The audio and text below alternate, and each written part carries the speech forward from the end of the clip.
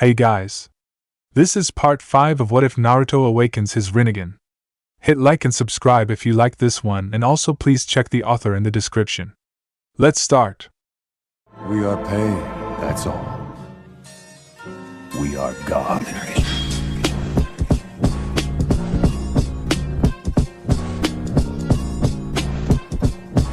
Chapter 21, Adapting. Everyone was stunned as they witnessed the Akatsuki spy wiggle in his current form at the rockside. He looked around silently as he tried to register the situation. A grin spread across his face as he witnessed a woman in the room. It wasn't just any woman, though. It was Konan of the Akatsuki, or more accurately, Konan the former Akatsuki. He looked at her attire and glanced up and down at her. She looked a lot different than she did before.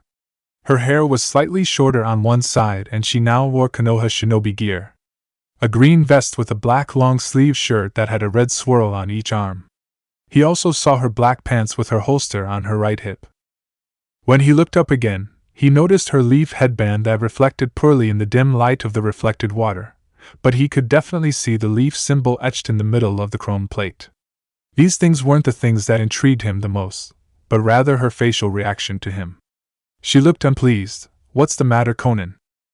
Not going to at least say hello? I mean, we all work together after all. The woman in question looked down at the man with a flat expression, but the look in her eyes showed all of her distaste in the current events unfolding before her. I've done away with that organization. We are not partners any longer. If anything, you are only getting in the way. Kisame's grin grew wider as he wiggled a little more and molded from Samahada. His body oozed from the innards of the sword and he fell into the water with a small splash. Coming up to the surface, he spoke, feigning injury. That hurts.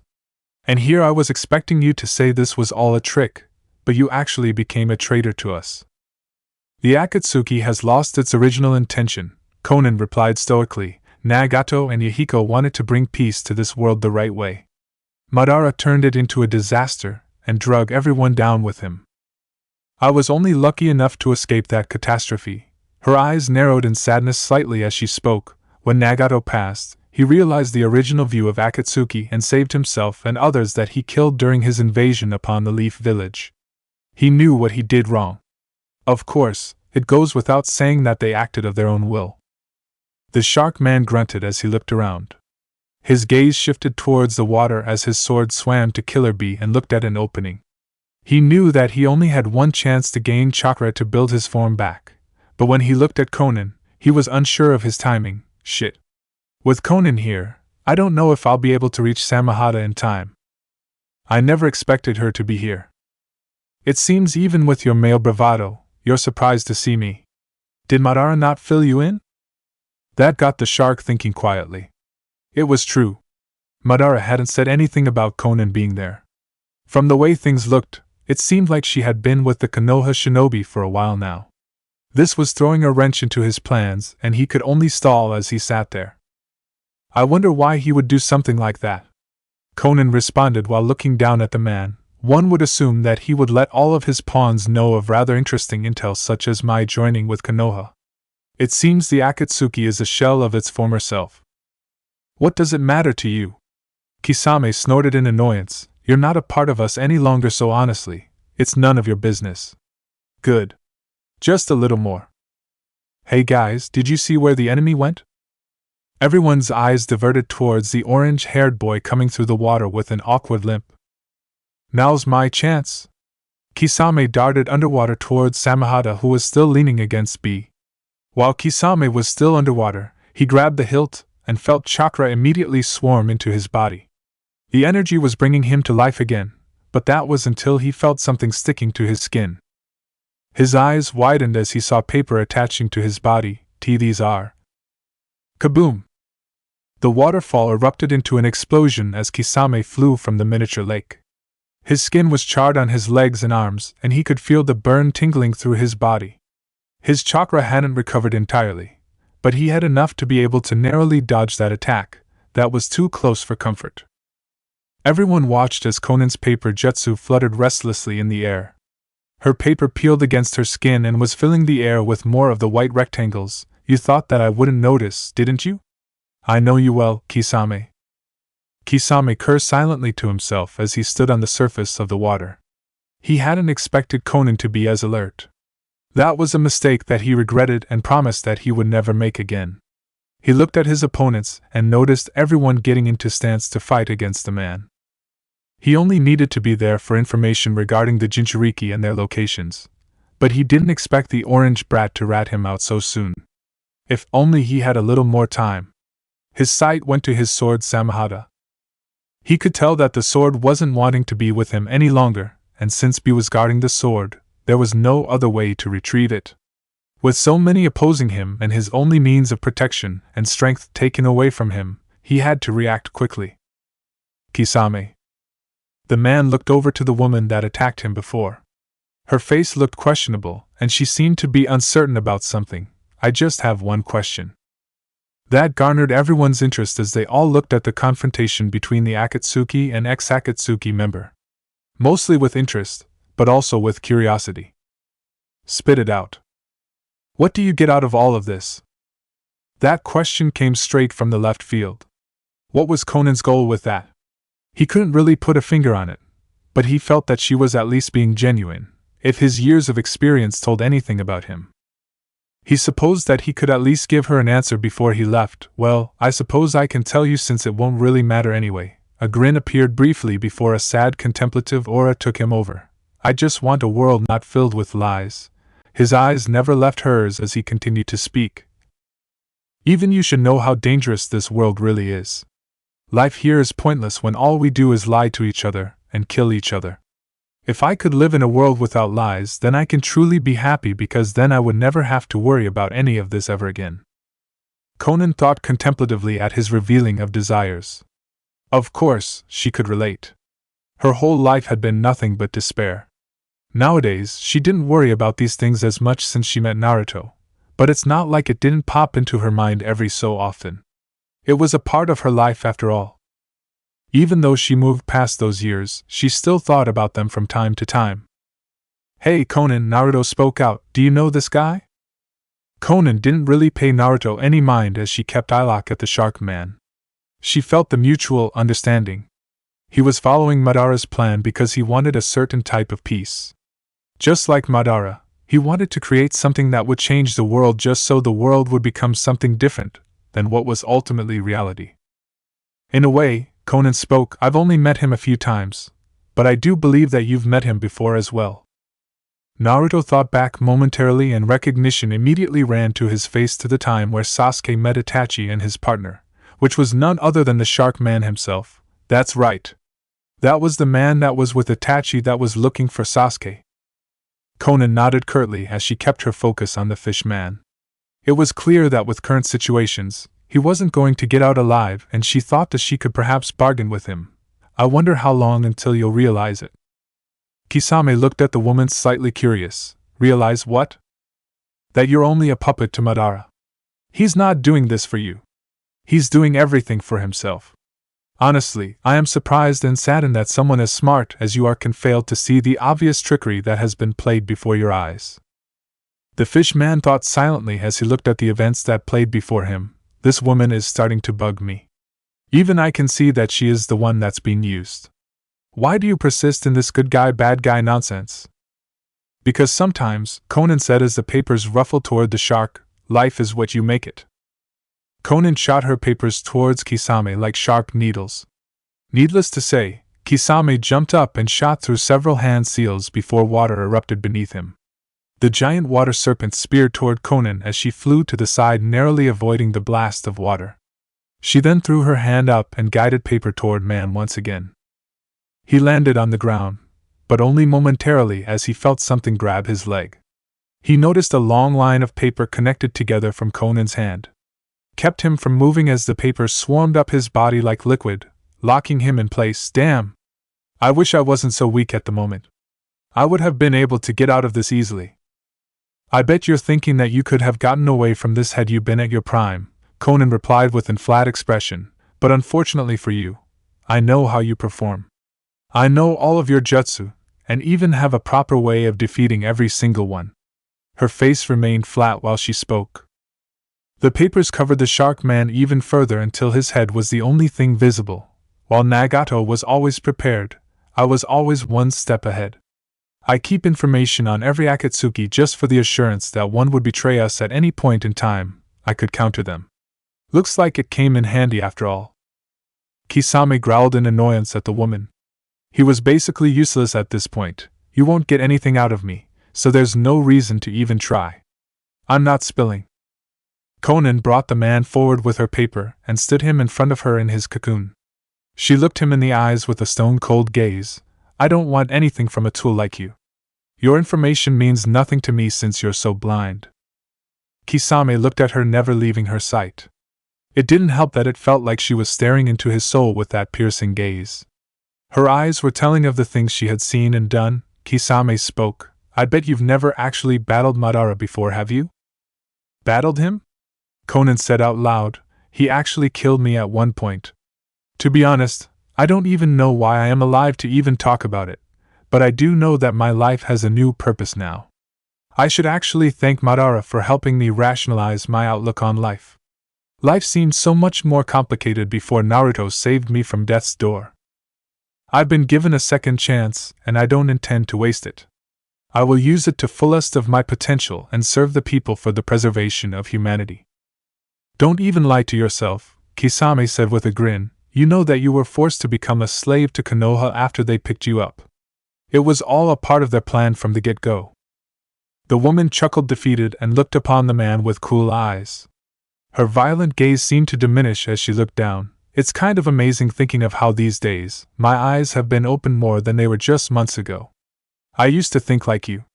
I used to believe that the world couldn't be saved without sacrifice. I was wrong. Her eyes shifted over to Naruto, who looked cautiously but somewhat determined at her. I found someone who I can truly believe in. This new path that Naruto has opened up for me was given to me, and I should not waste it. I had the choice to remain alone or die, and yet I chose to stand by Naruto's side on his path to peace. I didn't entirely align myself with Konoha. I aligned myself with all of humankind. Kisame snorted as he looked down in contemplation. Konan was saying some things that were starting to make sense. It didn't entirely make sense, but her words held a lot of weight on them. It made him silently reflect upon Itachi. Your worst mistake was taking someone's words at face value, hoping that regardless of the destruction and the immoral repercussions of it all, that you wouldn't have to worry about this world anymore. Instead of trying to change it yourself, you believed in such a dark concept and drowned yourself in it. Your mindset was immature and selfish. You are a slave of your emotions and thoughts. Konan looked up into Kisame's eyes again. She could see the reflection of her words on his face. She honestly didn't believe that he would actually listen to her, but she was trying her hardest to get him to see this new way of life. She knew Kisame's past was troubled. The things that were mentioned about him through reports over the years helped with that conclusion. She knew he could be a valuable asset to the ninja in the upcoming war. She needed to try and sway others, even if they still choose the dark path. She must try. One of the best things that have ever happened to me was one moment after following Naruto. I found out something. I really don't have anyone to boss me around. No one is constantly looking over my shoulder or spying upon me anymore. I no longer have to worry about the stress of always being cautious or on the run because I know that in the end of the day, I am free. I can make choices now. Believe it or not, you also have the ability to make the right choices. Your path has strayed, but it can always be fixed. Konan's eyebrows shifted into an arch as she continued, although, if you continue upon this path, the only future you have is death. I can't guarantee that Madara won't kill you after he is through with you. Your path to your so-called peace is nothing but disappointment. It won't last. But our goal is much larger than Madara's, and our goal will lead to peace. Kisame thought idly for a moment. Konan's change of character was unexpected. She seemed set on creating this peace through the shinobi world. Her views seemed clear to him, while his were more confusing than he originally remembered. Why was he even doing this again? He started thinking about his past. About the times where he killed comrades. He also thought about the times where people were genuinely his friend, only for him to kill them in the end. He also thought about the civil war in Kiri and how it affected everyone.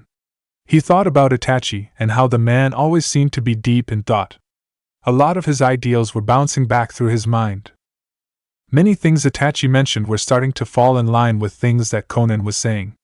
It was strange because the Uchiha always said them so cryptically, but maybe that was for his benefit. It was all starting to make sense to him. It was strange because momentarily, he truly believed that the world could be saved by these two. I have to be honest with you, Kisame started with a serious but forlorn look. I never really thought too much into this. Even now, I think some of the things that I was thinking about were truly just things to make me feel better.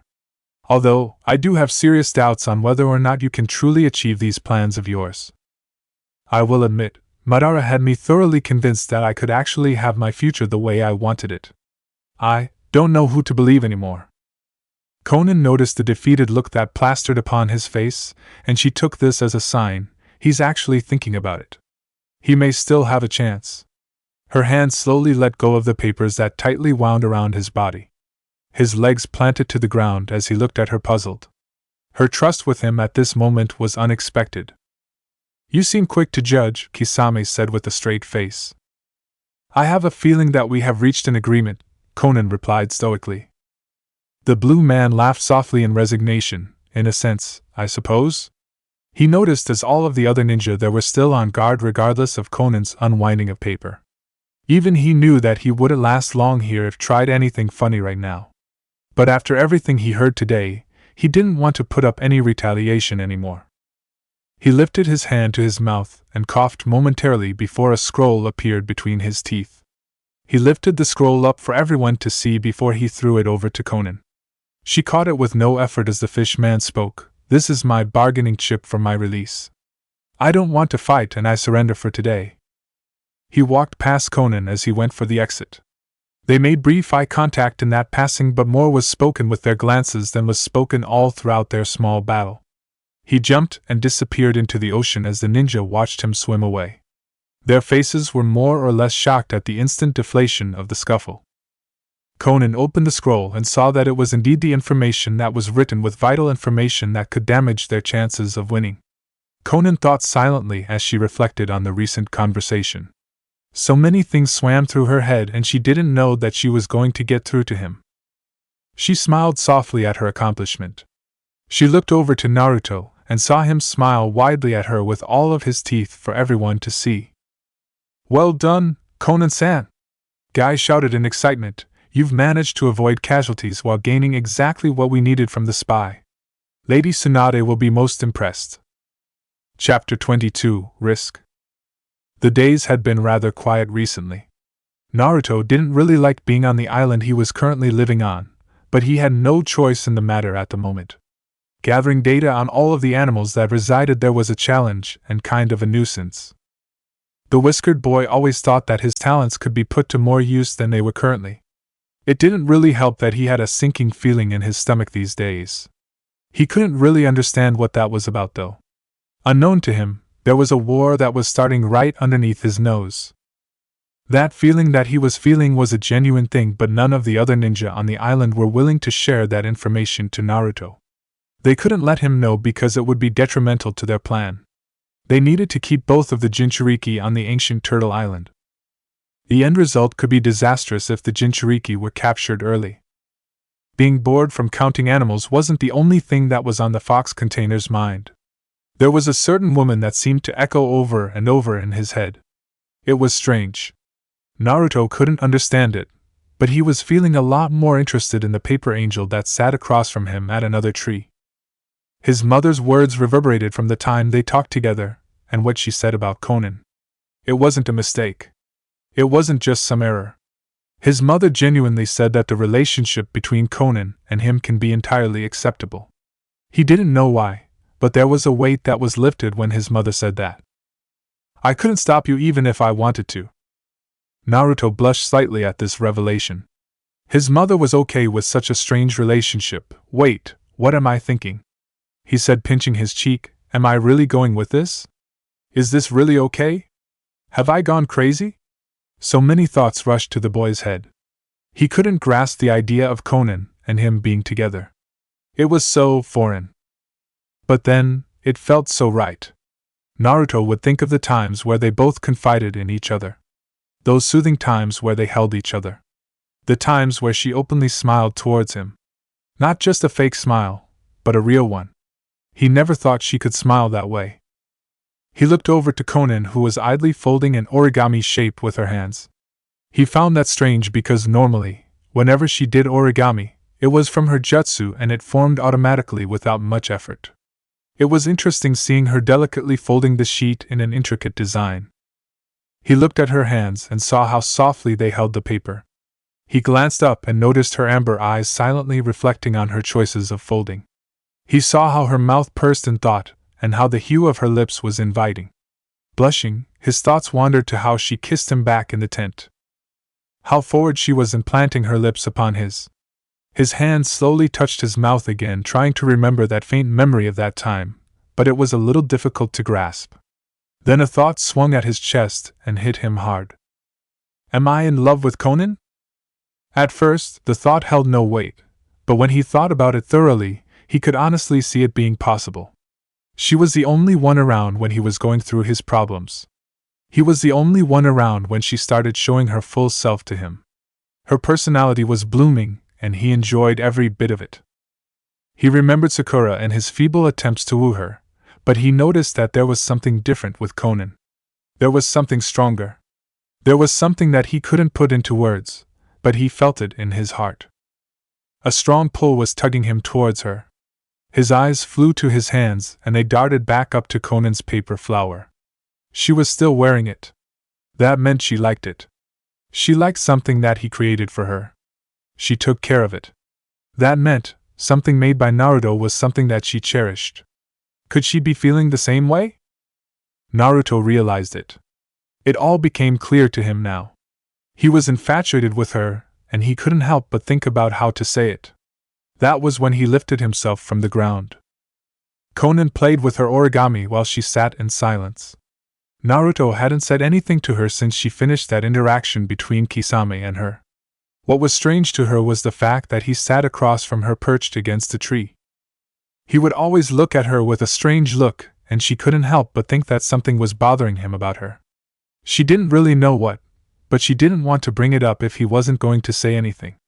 If he had anything to say at the time, he would come to her. It had been a while since she worked on origami with her hands, but it seemed to relax her pretty well. It would bring her to her past when she would make origami with her father. She always felt a fascination with creating something as simple as a folded paper, but turning it into something beautiful and long-lasting. Hey, Konan-chan.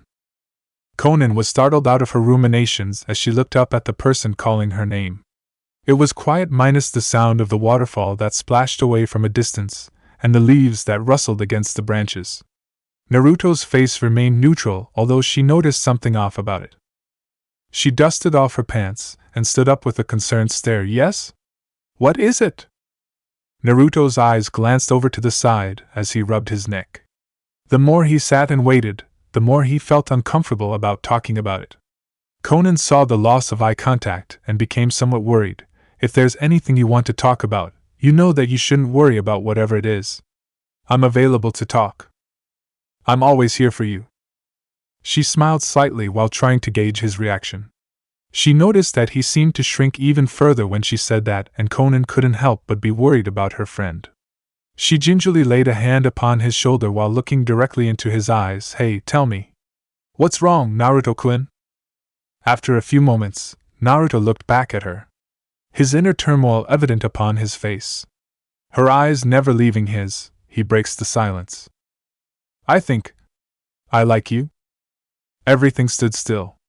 The leaves took rest and the noise of the waterfall seemed to fade away. The words ripped through the air like a saw.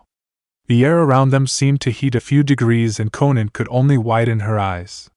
Her hand that rested on Naruto's shoulder slowly fell to her side. Did Naruto just say?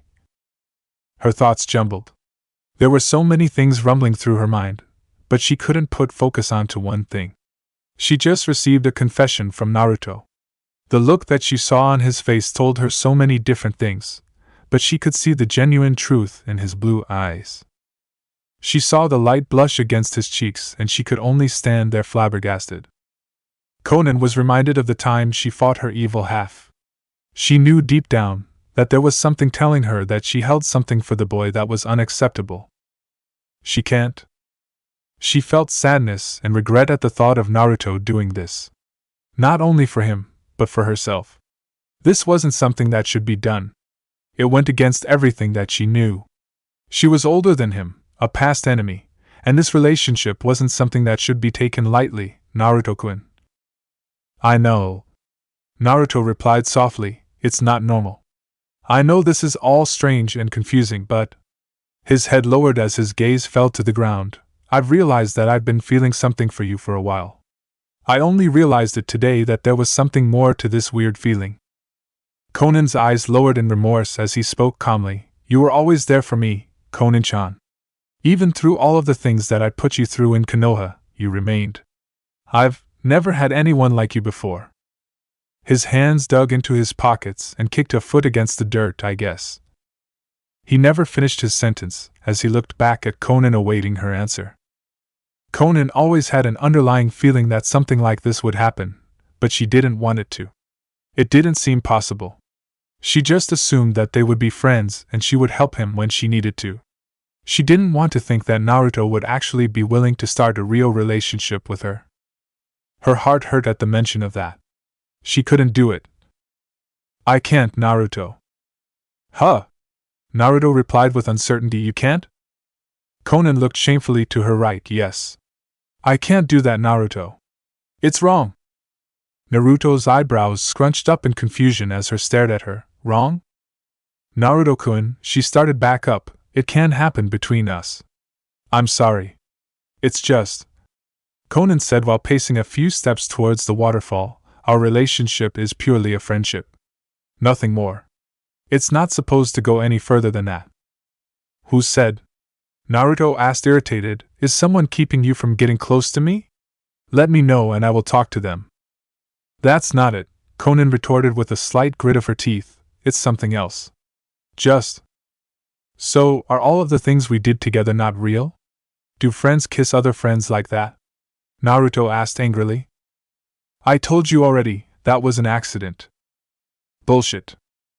Naruto gritted his teeth while gazing at her back. She wasn't looking at him, and that bothered him. The things she was saying were getting to him. It seemed to him like she was just trying to avoid it, but what was she trying to hide? Was there really someone keeping her from getting too close to him? Naruto, we are just too different. It's just not possible for us to work. So, was everything a lie then? Naruto asked, aggravated. No, it's not. A lot of things we did together were genuine, Konan responded in annoyance. Those things. A sigh escaped her lips while she closed her eyes. It was all honestly becoming too much for her. She never expected it to go this far, but even with this, she had to stop somewhere. Nara MPH. Her sentence was cut short as Naruto grabbed her and planted his lips upon hers in a sudden kiss. Her eyes widened as she noticed the boy was pushing his face against hers. Her thoughts rushed in a sudden frenzy, and the shock was enough to stop her suddenly. But as fast as it came, Konan's rationality took over. A hand planted hard against Naruto's right cheek as he sat there quietly reeling from the surprise palm against his face. He held his hand up to the painful cheek, but didn't say a word. Konan glared lividly at Naruto as she spoke. First, don't ever do that again. Secondly, your feelings for me are nothing more than something for you to latch onto because Sakura-san died. Naruto saw her look away from his direction after she said that, although Naruto didn't really know why. I'm sorry. I guess you're right. Maybe I'm looking too deeply into things. I'm an idiot. You're not an idiot, Konan retorted after calming down. You're just confused. I can understand that, so I won't hold it against you. After some thought, Naruto smiled a little. Yeah, I guess you're right. Thanks for forgiving me. If Sakura-chan was here, she would have beat me to a bloody pulp if I did that to her. Well, it's a good thing that I'm not her then, isn't it? She replied while walking away, leaving Naruto to his thoughts. Naruto chuckled softly in defeat while looking at the ground. The leaves on the ground moving softly against the breeze. I guess you're not. TLO == Naruto had been training for a while now on his bijou abilities. B was thorough in teaching him the ropes of controlling external Biju chakra to his will. To be honest, Naruto was tired of sitting on the island. He really wanted to get a move on. There was nothing else for him to do, and it didn't help that he kept feeling a nine-tails chakra that was somewhere other than where he was currently. He couldn't place his finger on an exact location, but he still couldn't let it rest. B, something has been bothering me, Naruto replied after taking a break from his Biju mode. What is it? Well, I sense nine-tails chakra somewhere else. I mean, I'm the only one who has nine-tails chakra, right? B smiled. Of course, my man. You're the only one who has the chakra. Nothing else can. Naruto thought quietly about what B said before he closed his eyes and sighed. Where's the restroom? It's right outside. The first door to the left. Thanks, Naruto said as he ran out of the door a lot more quickly than normal. He either really had to go that badly, or he was trying to escape. B's Biju, the eight tails, was really persistent against letting Naruto leave, but B only shook it off. B knew that Naruto wanted to leave and he could sense it within Naruto, that the boy had something he needed to do. That was the strange thing about Jinchuriki. They seemed to know what's going on with the other. B only smiled and started stepping toward the exit. As Naruto totally ran straight through the corridor and past the bathroom that he supposedly wanted to use, two ninja that were precariously placed above on top of a doorway relayed the information that Naruto was leaving. Thus began a series of preventative measures to keep the Jinchuriki in place. Halt, Naruto! The boy stopped in his tracks as he was met with several ninja of Konoha. There were two bigger and taller men that stood in the back, but wore an Akimichi crest on their vests. Seeing this many people in front of him set off many alarms in his head. I knew something was going on. Naruto, I must apologize, but I cannot let you pass. You should go back to the Biju room and train, a man with dark glasses and hooded jacket said to him. What is Shino's dad doing here? What are you all doing here? Why is everyone watching me? Go back inside, the Aburame said, we can talk about it in there. Naruto's brow arched in annoyance. I can hear it out here. Just tell me now. Gensan, let me talk to him. A man replied as he walked through the group. It was none other than Iruka Yumino as he stared at Naruto with a conviction. Iruka-sensei. What are you doing here? Naruto asked. Confusion was etched upon his face at seeing his previous teacher standing in front of him. Things weren't adding up. As it turns out, Iruka started with a confident smile. You have a second mission and this mission involves a new species on this island. It's been determined that you should have backup in case something goes awry. We're here to help you. Naruto touched his stomach. I felt nine-tails chakra. Does it have something to do with that? The others stood by quietly and guarded as Iruka continued to speak. Yes, if you go outside and the nine-tails chakra inside you gets noticed by the new animal, it will be over for you. Is that why Captain Yamato hasn't come back yet? Naruto asked. He knew something was strange about Yamato taking too long. He had disappeared a while ago and hadn't been back. He didn't know what was going on, but he very well knew that something was brushing him the wrong way. That's right, Naruto. You know better than us that nine-tails chakra can be contained by Mokuton. Naruto thought silently about everything Iruka was saying to him. The story seemed solid, but it was still so strange. Naruto thought it over momentarily to try and get his mind in order. Then he thought about something that was said before. His mind raced as a thought struck his mind like a blow to the head. He remembered that B had controlled all of the monsters on the island and that B was the top dog. There was no other on that island that couldn't be controlled by him. If Naruto knew anything, then he would know that he could just as easily do the same thing. B taught him many things about the animals on the island and how he could communicate with them, just as he could with the nine tails. That is when he met his resolve. His eyes mutated into an orange hue with rectangular pupils. Everyone immediately took a stance as Naruto pushed through the defenses. His narrow sight was to get past them through the waterfall. He sensed as others tried to capture him, but he avoided them easily by sensing their trajectory. Naruto pushed through and burst through the waterfall with relative ease. Everyone was surprised and the few he pushed through landed several yards away from him. Naruto was about to take another step, but he was immediately caught by a shadow possession. Unfortunately, the shadow possession wasn't enough to stop his sage mode, as visions of the current war filled his mind. His thoughts were immediately bombarded, and he couldn't exactly think clearly or get a good image of what was really going on. He could feel many of the other ninja that he knew and many others that he didn't, and everyone seemed to be fighting something. What's going on? Iruka's features hardened as he watched Naruto reel from shock. He must have sensed everyone with his sage mode abilities. Everyone's fighting the war. Madara's war. Naruto looked around at everyone else that was preparing to stop him at any cost. Why is everyone getting hurt out there? What are you hiding? The truth is, Naruto, Iruka said with a stern look, with this war, we are going to protect you. Naruto continued to look on in shock. They're going to protect him? From his perspective, it's the other way around. He gazed around at the other ninja and saw the look of determination written upon their faces. His eyes met with Iruka's once again, but he could see that same determination within his teacher's eyes. Like his teacher would be losing something important if Naruto left. You see, Madara launched an assault on the world. He's determined to capture you and Killer Bee and extract the Bijou from you both. Iruka looked over and saw his comrades looking at him a little angrily for spilling the beans on the plan, but he knew that he couldn't hide it from Naruto any longer. If Madara captures the both of you, then this world will surely end and everything would be over. Naruto looked downcast as he took in all of this information, but Iruka continued, we're fighting to keep you safe, Naruto. You need to control your urge and let us handle this fight. It was then that Naruto noticed Konan walking out towards him as he stood there. His eyes widened momentarily before his sight fell to the ground in sadness. Even you too, huh? Naruto still felt the sting from when Konan rejected him, and it hurt him even more seeing her side with the others that were so intent on keeping him on the island. Konan observed Naruto and stayed silent. The looks of the others were wary, but they knew that she was a last resort. Naruto had been closest to the woman more than anyone else that they've seen so far, and they felt like if anyone could do anything, it could be her. Naruto-kun, everyone here is fighting for you. I'm even fighting for you.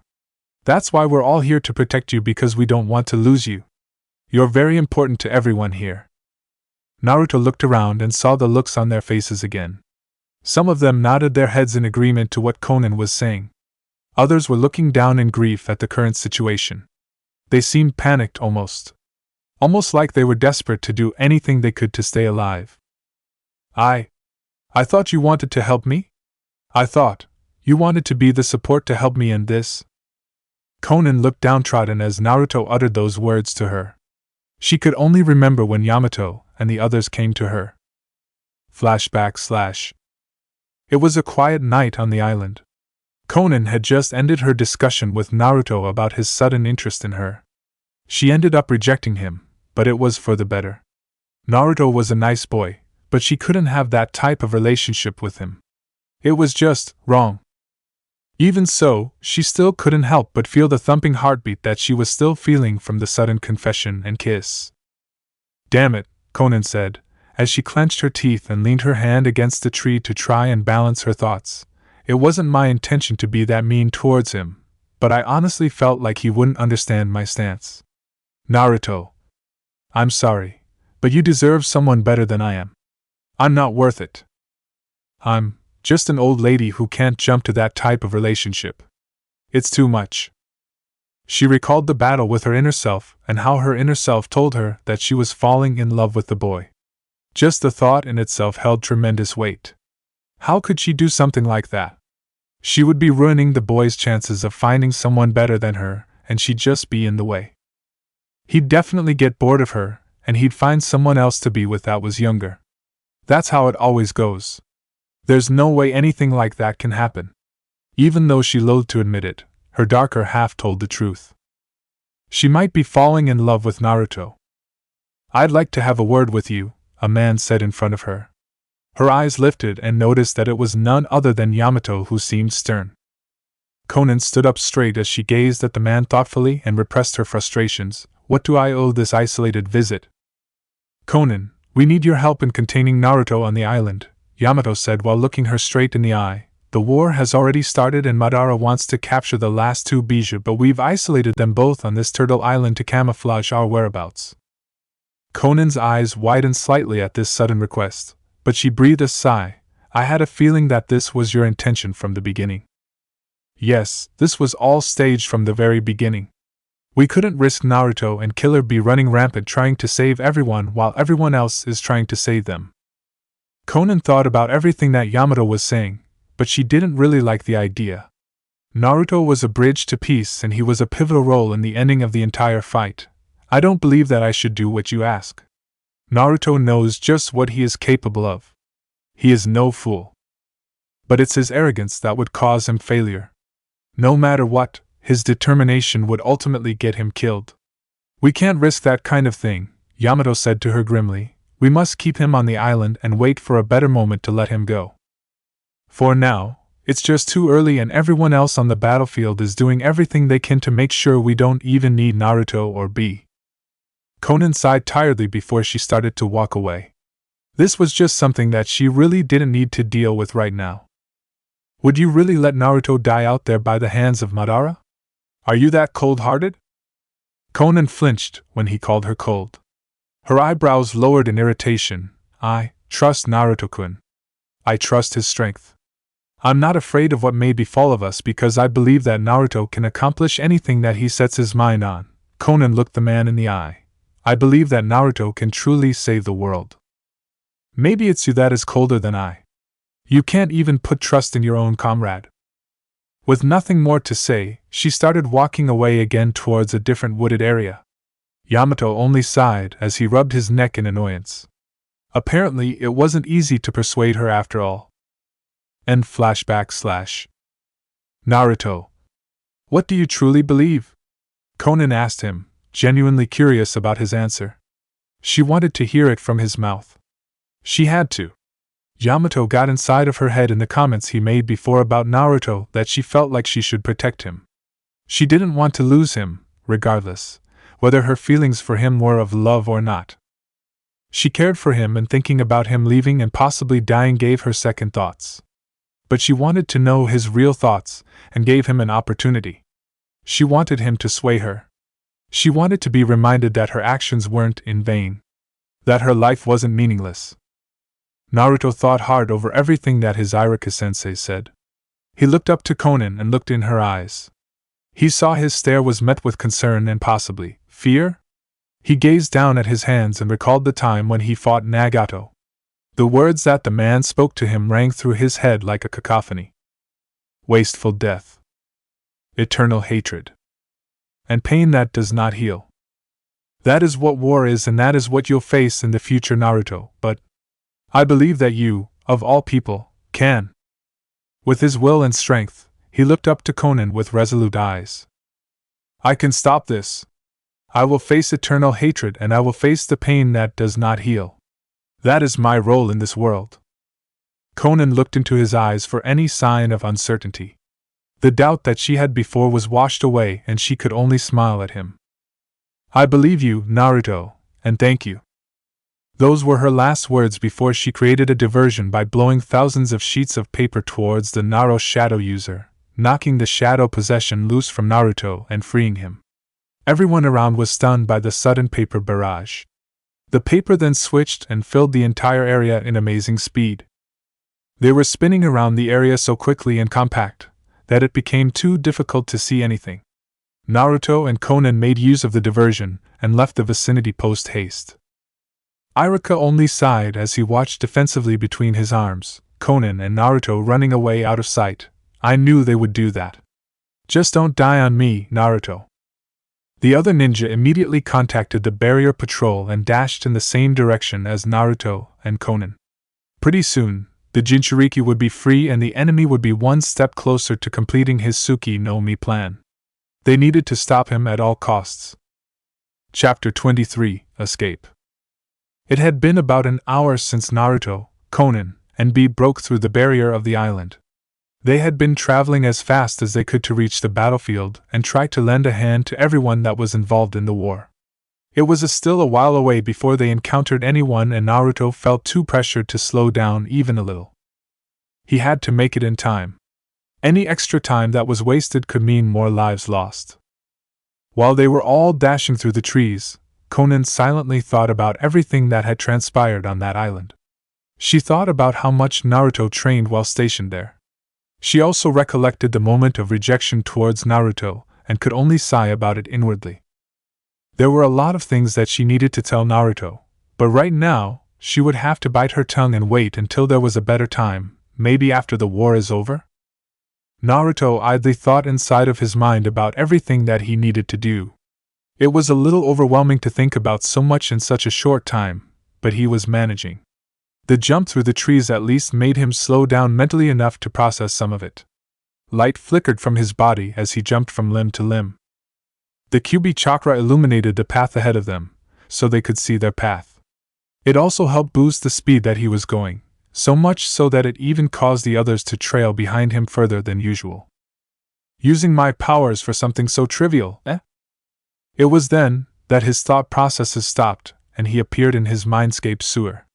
He saw the monstrous Kyuubi stare at him with his protruding fangs that seeped drool on each point. His eyes glowed a dark red that pierced even the darkest parts of the chamber. I've been inside of you for a long time, and yet you still are so naive. Naruto looked up to the beast and smirked. Hey, you're actually talking to me without trying to take my life.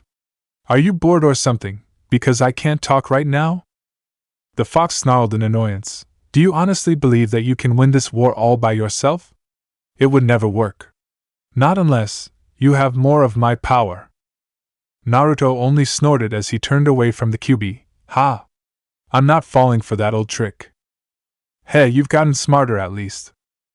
Honestly, Naruto said as he began to walk away, I'm kinda busy, so I'll talk to you after the war is over. Feeling irritation rise from Naruto's dismissal, the Kyuubi yelled, if your comrades are killed, hatred will arise from their deaths. Do you honestly believe that you can save them all and defeat the enemies before this happens?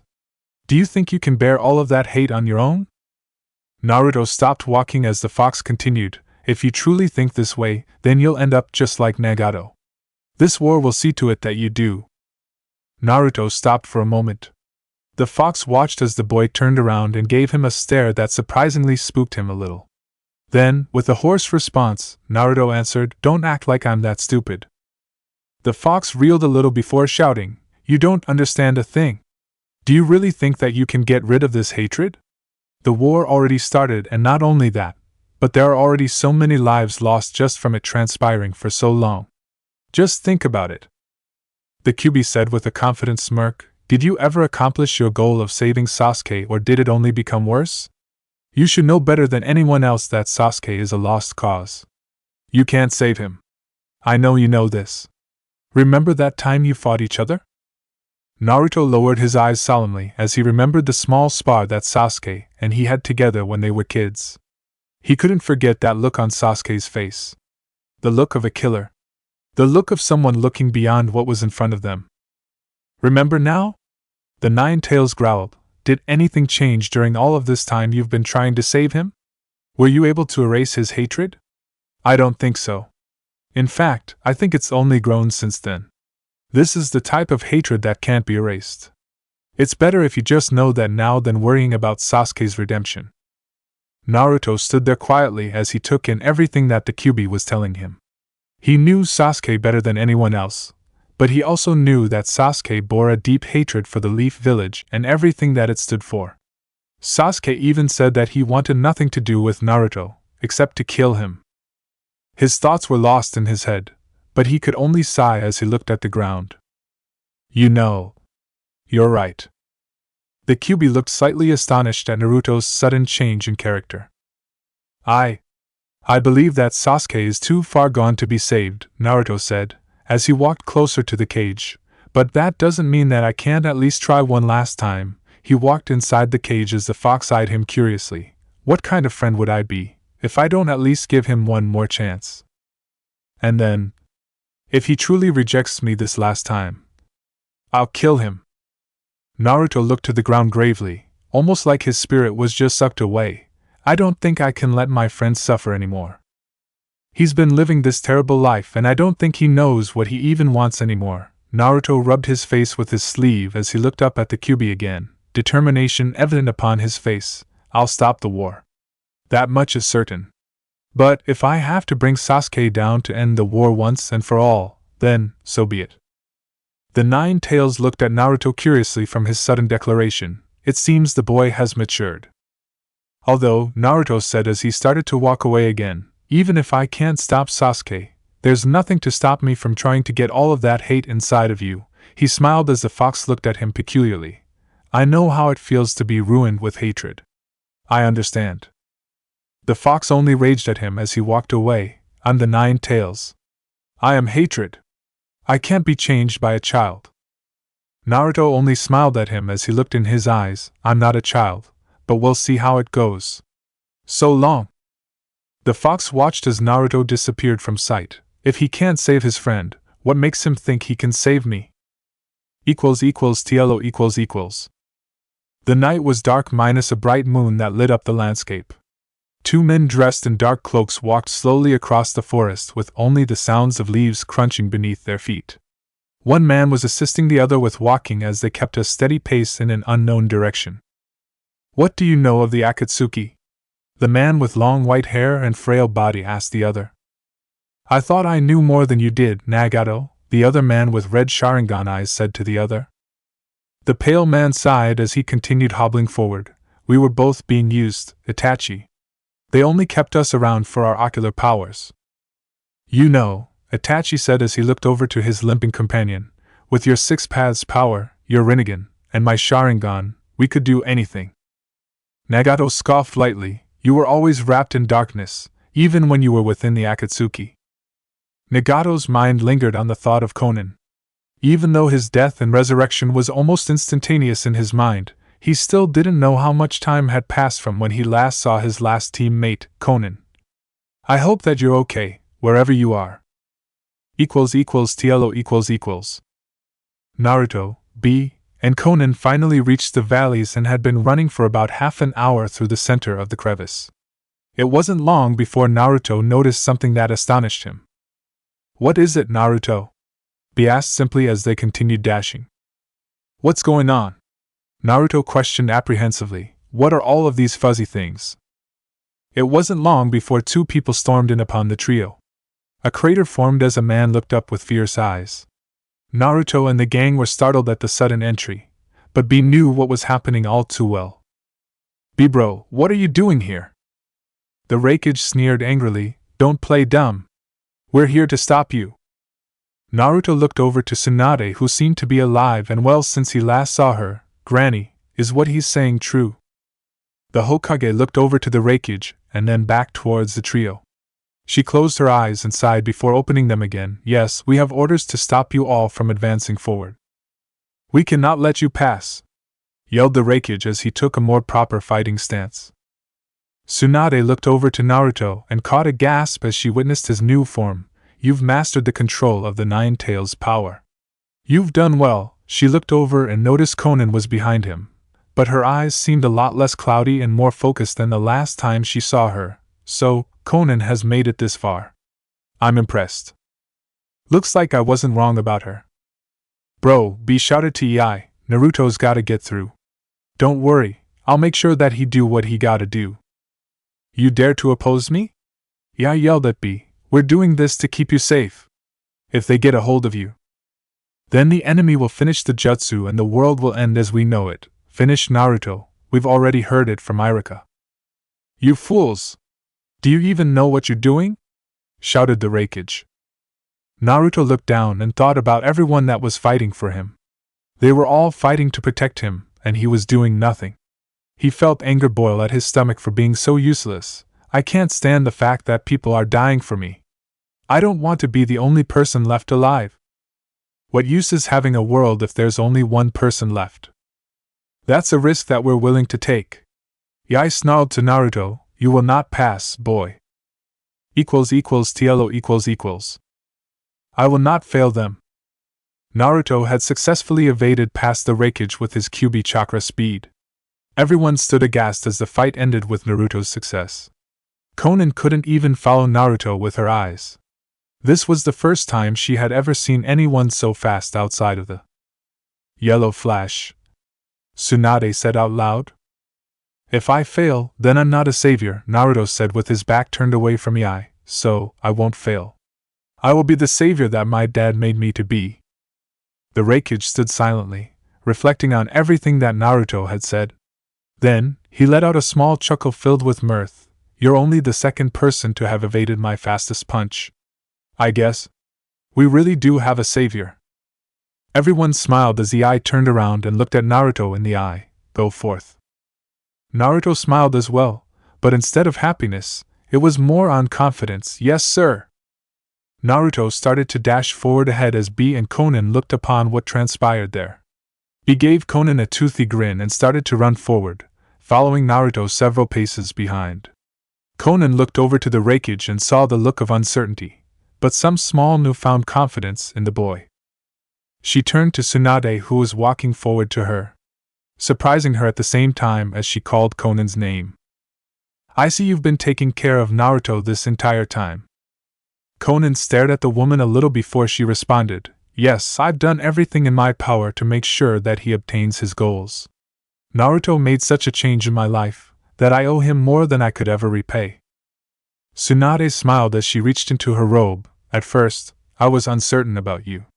Naruto brought you out of the blue into Konoha and caused quite a stir with your appearance. Seeing you today changed my opinion of you entirely. She pulled out a black cloth from her robe as she continued talking. You've stayed with Naruto, and you've given him the encouragement that he needed. Losing Sakura must have hurt him severely. Tsunade choked a little as she said her deceased student's name. After taking a deep breath and blinking a few times, she continued, Therefore, I've come to give you something. Tsunade turned the cloth around and Konan saw a brand new forehead protector. It had the kanji for shinobi written on the plate. Konan's eyes widened before she grabbed the new protector from Tsunade's hands. I believe you've proven just how much we can trust you. Everyone currently wears these headbands. We are all fighting for the same cause. I believe you're fighting for the same cause too. That's why I'm giving this to you, Konan. You deserve it. Konan looked at the headband with wide eyes as she watched her reflection. Her thoughts went back to the first time she was in Konoha and how much has happened until now. Being saved by Naruto. Living her life in Konoha. Dealing with the mean looks and stares. Living with Naruto and how much they progressed as friends. Making new friends with people of the Leaf Village. Standing side by side with a true savior that she believed in. Everything that she went through to get to this moment. Her eyes watered as she gripped the headband with her hand. She chuckled softly and smiled a genuine smile that surprised Tsunade greatly before she broke out into a smile of her own. She took off her leaf headband and replaced it with the shinobi headband, tying it firmly in place with two straps dangling. She felt so invigorated as she wore the headband. Thank you, Tsunade-sama. You're welcome. == The sun rose over the mountains and exposed all of the dark patches of land to light. The birds started to chirp and the horizon was embellished with purple and orange hues. Two men walked along the trail in a direction that they did not know. They had been walking for hours with no signs of stopping. But with the daylight approaching, the men did not know when they were going into battle. We've been walking since the sun rose, Itachi said, concerned just exactly where he's going. It must be time to fight by now. But with whom? Nagato asked in curiosity. The grass crunched against their feet as they continued to walk into the direction of the sun. == Naruto, B, and Konan had been running since they left the Tsukage from earlier. They had also had a run-in with Setsu clones disguised as regular shinobi, but they were all taken care of by the trio. After that, Naruto and the gang continued to run, and it had been at least an hour since they defeated the Zetsu. Naruto would look behind him and see Konan smiling with a lot more vigor than ever before. He had never seen her smile that long. It was then that he noticed her new headband. Hey, Konan, I see you got a new forehead protector. Konan looked back up to Naruto, who surprised her with his sudden interest in talking to her. She smiled again as she spoke. Yes, Tsunade-sama gave it to me before we left that valley. Naruto smiled at Konan, who smiled back at him genuinely. She was happy that he was talking to her like he used to before. Although, there was a pain in her heart from before. She felt terrible for doing what she did to Naruto. Even though rejecting someone isn't normally bad, she felt that she could have handled it better. Her thoughts kept up with her on the topic ever since she said those things to him. They never escaped her mind. She knew that she just had to say something about everything that had happened between them. She wanted to make sure that there was no more bad blood between them. "Hey, Naruto-kun," Konan brought up. Naruto looked behind him at her since he heard her tone of voice. He didn't like it at all. "I just wanted to say, I'm sorry for the mean things I said to you before," she said as she turned her head. "I was way out of line whenever I brought up Sakura-san. I shouldn't have done that and I was wrong." Naruto looked back at her before he looked straight ahead. He glimpsed at her face and noticed that she was looking away from him. He chuckled a little. "Hey, don't worry about it, Konan-chan. I understand." She looked up to him again with wide eyes. She didn't expect him to take it so casually. "I mean," Naruto spoke up again, "I know that I'm just too young and it wouldn't work out between us. Honestly, I apologize for even trying. I was just being silly. As if relationships like that could really work out. You just find someone else that's better than me anyway." Konan looked up at the boy with shock, but frowned solemnly at his words. "It's the other way around, Naruto. I'm just not ready for something like that. I have no trust with that kind of relationship. I don't want to be hurt or regret my decision, but—" "Hey, like I said," Naruto said with a small smile, "don't worry about it. I'm fine now. I can move on from it. So don't be sad, okay? I'm happy." Naruto smiled as he looked forward again, but Konan could see the hurt in his expression, even if he wasn't showing it. "Naruto-kun." While they ran through the woods, Naruto immediately noticed a sudden presence. His shock was noticed to the others as he stopped in front of two men who were talking side by side. One was walking in tow with the other. "Uchiha Itachi and Nagato," Naruto shouted as he stopped in his tracks. "Oh my God, Nagato!" Naruto turned and saw Konan with a grief-stricken look upon her features. He looked confused at the entire situation. Do you know these guys?" "Yeah, both of them," Naruto shouted in alert. Nagato widened his eyes in surprise, but smiled widely as he saw his old enemy and partner side by side. He never expected to see them so soon, but he was happy to know that they were both still alive.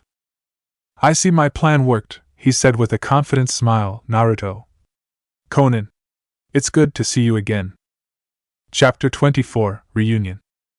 Naruto and Konan stood in shock as they gazed upon the resurrected body of the man they formerly knew as Nagato. The look upon their faces was written with confusion and sadness as they stared at the man that they used to know look back upon them with a wide smile. Itachi looked over to Nagato and witnessed a seemingly interesting reunion take place upon them all. "For you, it's been a while since we last met, hasn't it?" Nagato stated as he looked over to his ex-enemy. "For me, it's only been moments, but I can already tell that you look different, Naruto." Naruto smiled confidently at the man. "You've taught me everything that I needed to know about hatred and pain. I have nothing to worry about now." "That's good," Nagato said with a grin as he looked over to his still-alive partner Konan. "I see that you're wearing leaf attire. I'm assuming Naruto brought you to the Leaf Village like I had hoped." Konan flinched greatly at this sudden news but smiled in determination. "So, it was true then. You really did plan that far ahead." Nagato nodded simply as he looked at them both. "I knew that Madara would come for you, Konan. I couldn't let him take my teammate from this earth whenever she still had so much left to give." Her face contorted as she looked over to the side. She looked in pain from the sudden revelation. "So, you suddenly came up with this plan, Nagato? You brought Naruto and me together because you thought it would work?" Nagato looked over to his friend in shock, but stood firm as he tried to speak up. "Yes. There was no doubt in my mind that Naruto would need as much help as he could get. It was only better that he could offer you protection, and you to him as well, so I wouldn't have to see my friend in the afterlife so early." There was a moment of silence as everyone looked at each other in amazement. Itachi gazed upon the man that he was holding and felt like there was something more to him than he thought before. It seemed that Nagato was actually planning things more than he realized. "Thank you," Konan said as she looked at her resurrected teammate. She looked up to him, and showed him a gentle smile with tears that welled up in the corners of her eyes. You were right about Madara aiming for my life. If it wasn't for Naruto-kun, I would have been done for. Your plan did work. Nagato looked at Konan with disbelief before he broke out into a smile of his own. It seems like you and Naruto have created a strong bond. The last person you ever had an affectionate tone for was myself and Yahiko, but that was years ago. Konan-chan didn't exactly have it easy, Naruto brought up as he stared down to the ground in remembrance. She nearly died, and if I wasn't there, then she truly would have. I brought her to Konoha, hoping that she would have it better there, but the people there were mean to her, Naruto continued as he looked up to Nagato with a strong face. She withstood through it all and I helped her along the way. I knew that Konan-chan wasn't as bad as everyone thought she was. I knew that somehow I could bring everyone to her side. Konan looked at Naruto in a concerned stare. Her thoughts rambled on the time she was in Konoha and how everyone treated her as nothing more than a slave or someone that couldn't be looked at. The corners of her lips lowered in remorse. But Naruto continued as he looked over to Konan again with a grin. People started to come around. Kakashi-sensei seemed to not mind her at all. Captain Yamato, Gai-sensei and even Granny Tsunade started to notice that she wasn't all bad. Konan looked over to Naruto and saw his determined happy grin that he was throwing her way, and she could only widen her eyes in astonishment. She never really noticed how many people noticed her. Even though things always seemed like they were never getting better to her, she realized that more and more people really were starting to see her as someone other than an enemy. She saw the look in Naruto's eyes and saw his sincerity towards her. She saw the warmth that shone through and couldn't help but feel captivated by such an honest person. He could do it because he was someone like her. Someone who was once an outcast or a pariah. Things changed, and they changed for the better. She looked at Naruto's current situation and noticed that everyone loves Naruto now. Everyone respects him. Konan looked at her hands and could feel emotions swell in her chest. Maybe she could actually turn around in the village after all? Remembering those few people that actually view her as a comrade and not so much as an enemy, gave her exciting feelings.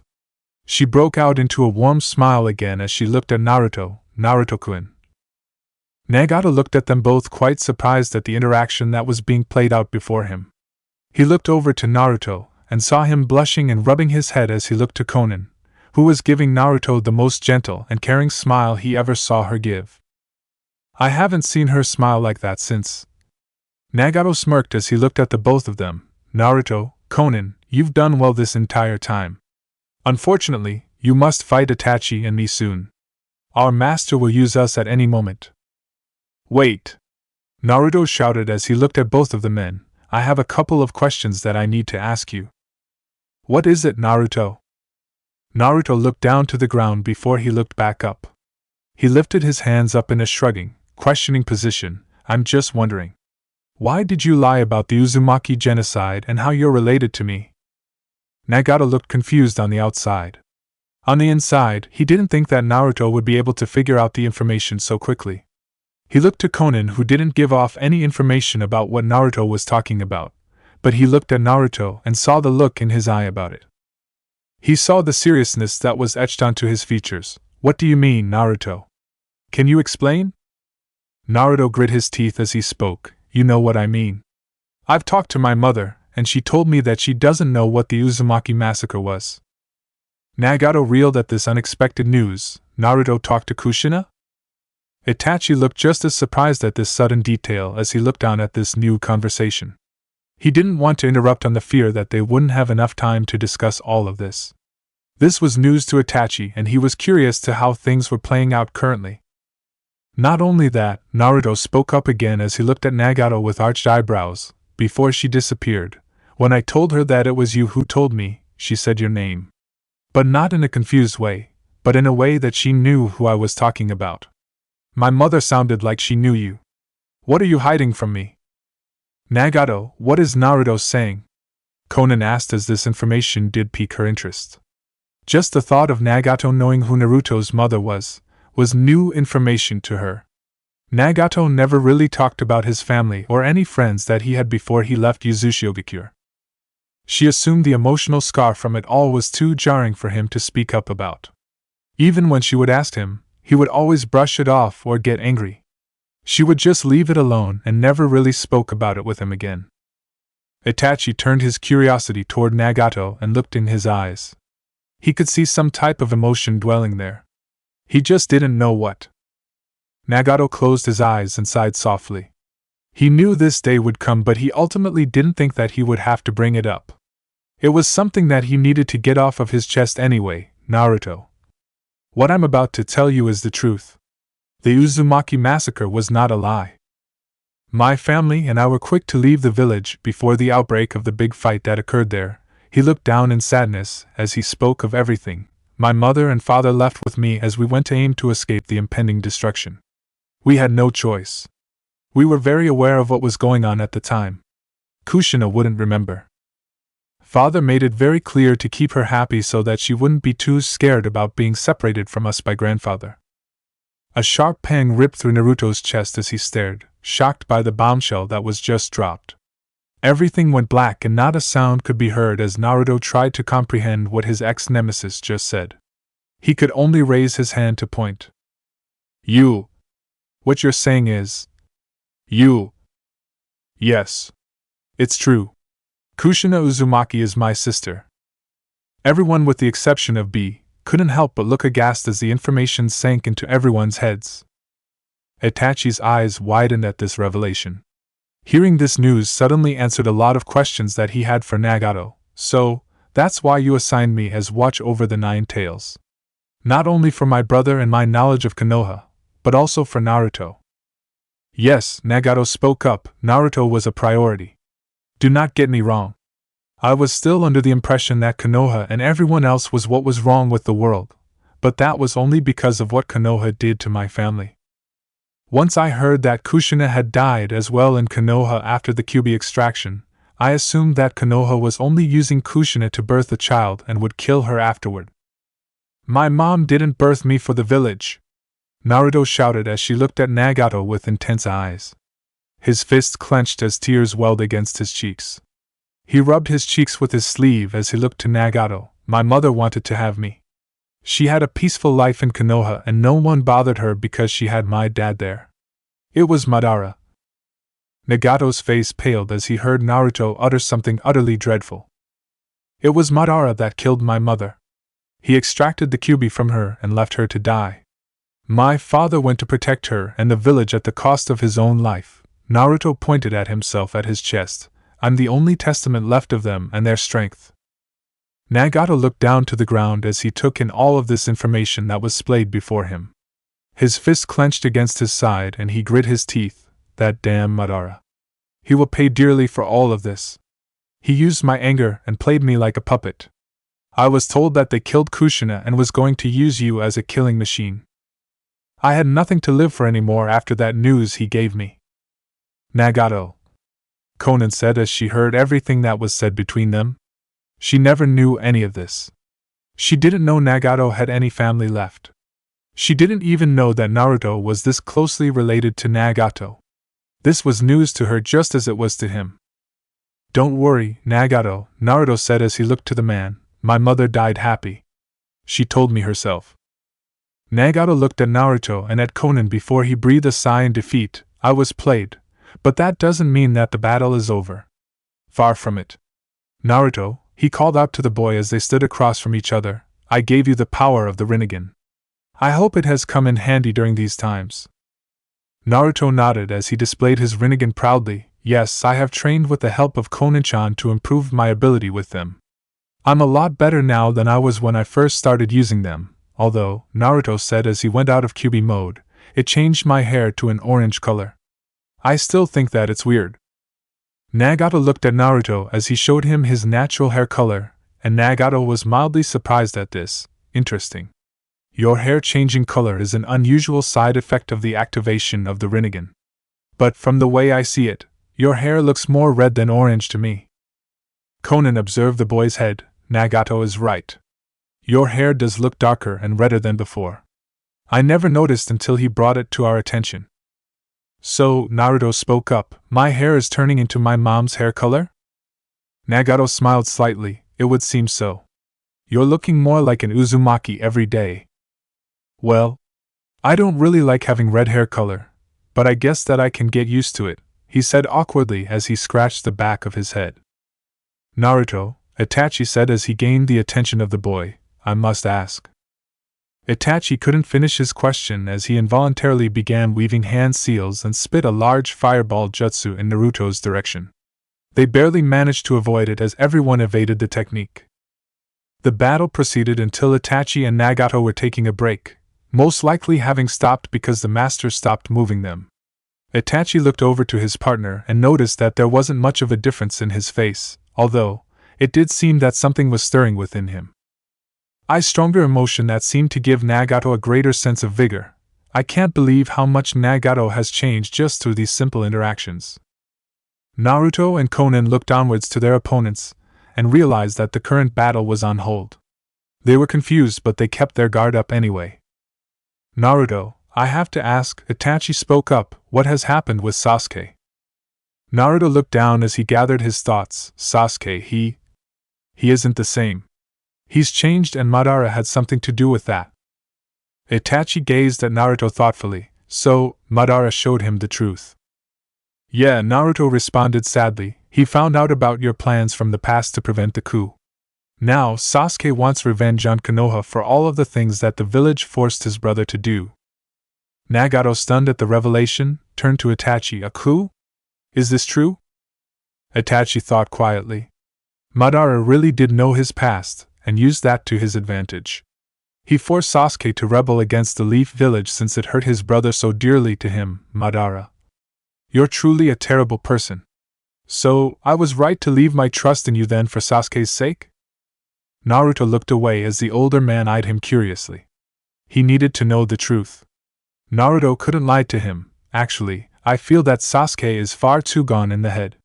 Although, I'm willing to give Sasuke one last chance to change. And if he doesn't? Naruto looked Itachi in the eye. Naruto's hardened stare piercing through to the man. He could feel the chill wafting throughout his senses. I'll have to kill him. For his peace and for the peace of the world, Naruto said as he looked down to his feet. His eyes lowered in remorse, but that doesn't mean that I'm not going to try. I'll try my best to prevent that from happening. I'm going to work hard to make sure that Sasuke sees the truth whether he wants to or not. He's my friend after all, Naruto kept going, but his voice lowered as if he couldn't continue. If Sasuke doesn't change, then... Naruto trailed off, leaving Itachi to ponder on all of these new implications. Itachi felt a pang in his heart from the news of his brother's defection, and also of his brother's hatred for the Leaf Village that Itachi swore to protect. His eyes lowered in sadness, but he knew deep down that Naruto was right. Sasuke may not want to answer to Naruto, and may end up giving his life to a fruitless cause with no answer. Itachi looked to Naruto after a few moments of pondering. Just maybe. Itachi's Mangekyo activated, dripping blood down his cheeks. Everyone else proceeded to get into a fighting stance before Naruto started choking. Naruto-kun! Konan shouted in surprise as the boy kept choking to reveal a black feathery bird that protruded from his mouth. Its left eye revealed another Mangekyo Sharingan it activated while staring at Itachi, and for a moment, Itachi felt something loosen within him. His movement left unimpeded. He sighed softly as he started to move again. Wait, Itachi, what are you doing?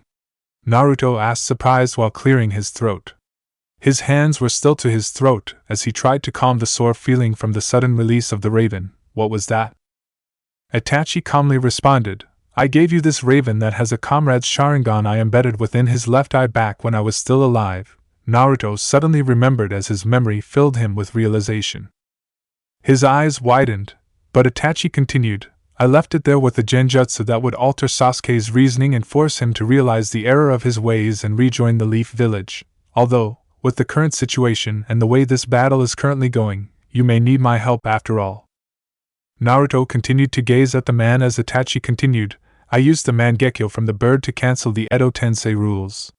This allows me to roam freely in this body and give you the help that you need. Itachi turned to Nagato, who looked surprised at the sudden turnaround of the fight.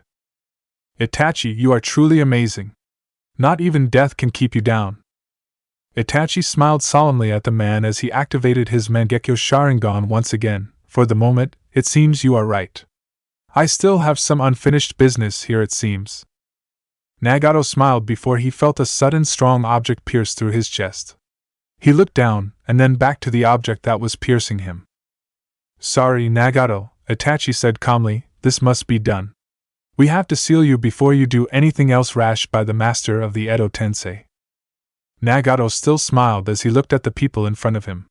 He was reminded of everything. Everything that led to this point. The sudden change in Naruto, and how the world is currently fighting for their lives. Working together against a common evil enemy. Something he never thought he could do, but yet Naruto was currently achieving this possibility. Thank you, Itachi. I wouldn't want to make anyone's lives any harder than it already is. I've learned my lesson back when I was alive. Nagato chuckled as his sight fell to Naruto. Naruto, you're doing a good job. Thank you for showing me the answer back then. I was just so stubborn. To think my nephew would really be this amazing. I'll have to thank Kushina once I get to the other side. He looked over to Konan, who seemed to be looking at him in sadness. Her eyes were watering while she saw him. She couldn't hold it. All of this time, he had been gone, and now he's leaving again. She's still just as cute as when we first met. Konan, it's alright. I already had my time on Earth. I'm happier now, especially now that I know that you have Naruto. She started to lightly sob as she smiled. Yes. I have Naruto now. Everything is fine. Thank you? Nagato. Without you, I don't know if I would have ever made it. Nagato smiled at his old teammate. Anything for you. You were there for me when no one else was. I saw that when it was too late. But now, everything is fine. You and Naruto, you both have something. It grew into something unbreakable. Nagato's skin started to chip away each second, but the smile on his face never left. Things may get even harder as time goes on, but promise me that you both will follow your heart. Be strong. Konan. Please continue to look after Naruto. You two are the only family that I have left. Konan wiped away her tears with her fingers as she smiled at the tattered man on the ground. I will, Nagato. Nagato looked over to Naruto, who had a solemn look on his face. Nagato still smiled nonetheless. Naruto's eyes darted to the man, but the look on his face didn't change. You are the light to this world. I was merely a tool to get you there. A dud. A flop. But you are the real hero of this story. I know we didn't have much time to bond with each other, but the time that we had was irreplaceable. I'm glad that you're my nephew. Naruto's eyes started to water as well as he tried his best to hold in his tears, but was failing to do so. Thanks, Uncle Nagato. Nagato only smiled even brighter as his time faded before his eyes. Thanks for protecting Konan. Naruto grinned in a half-effort to keep from choking up again from the tears. I'll keep doing it too. Naruto's last statement fell on deaf ears as Nagato faded entirely, and was sealed within gourd held by Itachi's Susanoo. Naruto and Konan stood in thought as everything was finished. Nagato left them with a lasting impression. All of their questions seemed to be answered from this interaction. No one knew what to say. The only thing that remained was Naruto's will as he held himself back up on his feet and stood proudly. Newfound determination emanating from his person. Come on, Konan-chan. We have things we need to do. Konan looked at the ground before she looked back up to Naruto. She saw the look in his eyes and her worries and fears vanished again as she saw his warm smile that enraptured her. Nagato. Thank you for your words. I believe I can move on from your death now. She smiled at Naruto as she nodded her head. Her eyes didn't betray her emotions. The uncertainty of the outcome that encapsulated her mind was suddenly ended. Maybe there was something that was moving them along? Maybe there was a higher being that made all of this possible? It led her here, at this place, at this moment. What could she say? She didn't know the future, but she knew that Naruto would succeed. That was all that she needed. Chapter 25, The Last 1.1. Rain pattered against the dirt-stained glass as a lone girl sat beside the window. The daylight peered through the glass and splashed against the desk that the girl was sitting at. Her hands fiddled with a piece of paper that had many crinkles and even a minor tear that creased against the corner of the paper. Her eyes glowed from the flame that danced on the candle wick. Her amber eyes never left the paper that she held with both hands. She knew what she wanted out of that paper. It was hers and she practiced on it every day. If the paper wore too much, then she would get another. Paper was precious in her eyes, so she used one piece of paper continuously until it fell apart. She folded the last edge into what she would now call a dog. Her eyes lit up with excitement as she set it on the table and watched it intently. Her hands gripped the table and her eyes studied the paper dog that she created. Her wonder and excitement were unparalleled. Her days of practice finally paid off. She could now say that she can create a dog. It couldn't move or bark, but the creation itself to her was a masterpiece, and the many wrinkles in the dog's form were to prove it. "Oh, that's very nice, Ko-chan," a woman's voice said behind her. Konan turned around with a wide smile. "I've finally made it, Mommy. It took me so long, but I can finally do it." Her mother came up to the desk and picked up the dog. Konan's smile beamed directly at her as her mother gave her best thoughtful impression. "I don't see anything wrong with it, dear. I think your father will appreciate it a lot. He knows how much you like origami." Konan watched as her mom put the origami back onto the table. "Do you know when Daddy will be back?" Her mother sighed before turning around. "You know how your father is. He is a very busy man. The rain doesn't help any of the work he does either, but we can't afford to live anywhere else." She looked up to the clock thoughtfully. "I don't think he will be too much longer." Konan smiled innocently at her mom before looking back at her origami dog. She could wait until he came back. He was busy, so it's not like she was in a hurry. Her dog would always sit there. Footsteps from the front door alerted both of the people inside the house. The mother smiled softly as she peered down to Konan. "Well, it seems like your father is here after all." Konan smiled as she saw the door open and an average-height man walked into the home. The water dripped to the floor heavily from his clothing in a faint pitter-patter. The water trailed through the cracks of the wood flooring into the empty abyss underneath. The man looked exhausted, but also, there was a look in his eyes. The mother gazed at the man and her eyes also lost their glint. She knew. The mother walked into another room while the father started turning everything off and looking around for something. Konan picked up her dog that she had made and walked over to her father. "Look, Daddy. I made a dog. Do you like it?" Her father glanced over momentarily, before turning back to what he was doing. There was something about his attitude that unsettled Konan. "Daddy, are you alright?" Her dad didn't answer as he kept looking around and grabbed a bag to start packing things. Konan didn't like not being answered. "Daddy, what are you doing?" "Konan, go help your mother. I have some things that I need to do," he said in a grim voice. He never looked in her direction the entire time. Konan didn't want to leave it that way though. She had to get his attention. She brought her origami dog up to her dad's face. "Look, Daddy. I made this. Won't you at least look at it?" Her dad's eyes shot up to his daughter. He snatched the origami from her hands and threw it in the fire. "Go do what I told you to. I won't tell you again." Konan watched as her paper dog that she worked on caught on fire and blackened to soot. Her eyes widened in silence. It was something that she worked so hard on. Why did he throw it in the fire like that? Why was he being so mean? Her hands clenched to her sides as she bolted out of the front door. Water splashed against her calves with each step, but she didn't care. She just wanted to get away. Away from her mean father and away from his cold stare. She heard him screaming for her from the house, but the more she ran, the more his yelling was drowned out by the heavy rainfall that plagued their homeland. Her eyes and hands clenched tightly as she bolted as fast as her legs would take her. She didn't know where she was going. It didn't matter where she went. She just wanted to go far away from there. After a few minutes, she couldn't see anything anymore except for the rain that fell. She leaned over to catch her breath and whimpered to herself. The anger and frustration caught up to her as she cried softly in the rain. To Konan, that dog was something that she had been working on for weeks.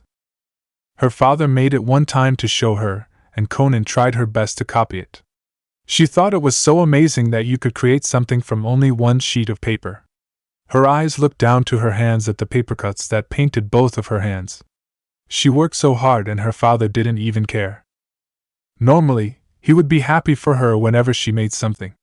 He used to be so warm, but now he's mean.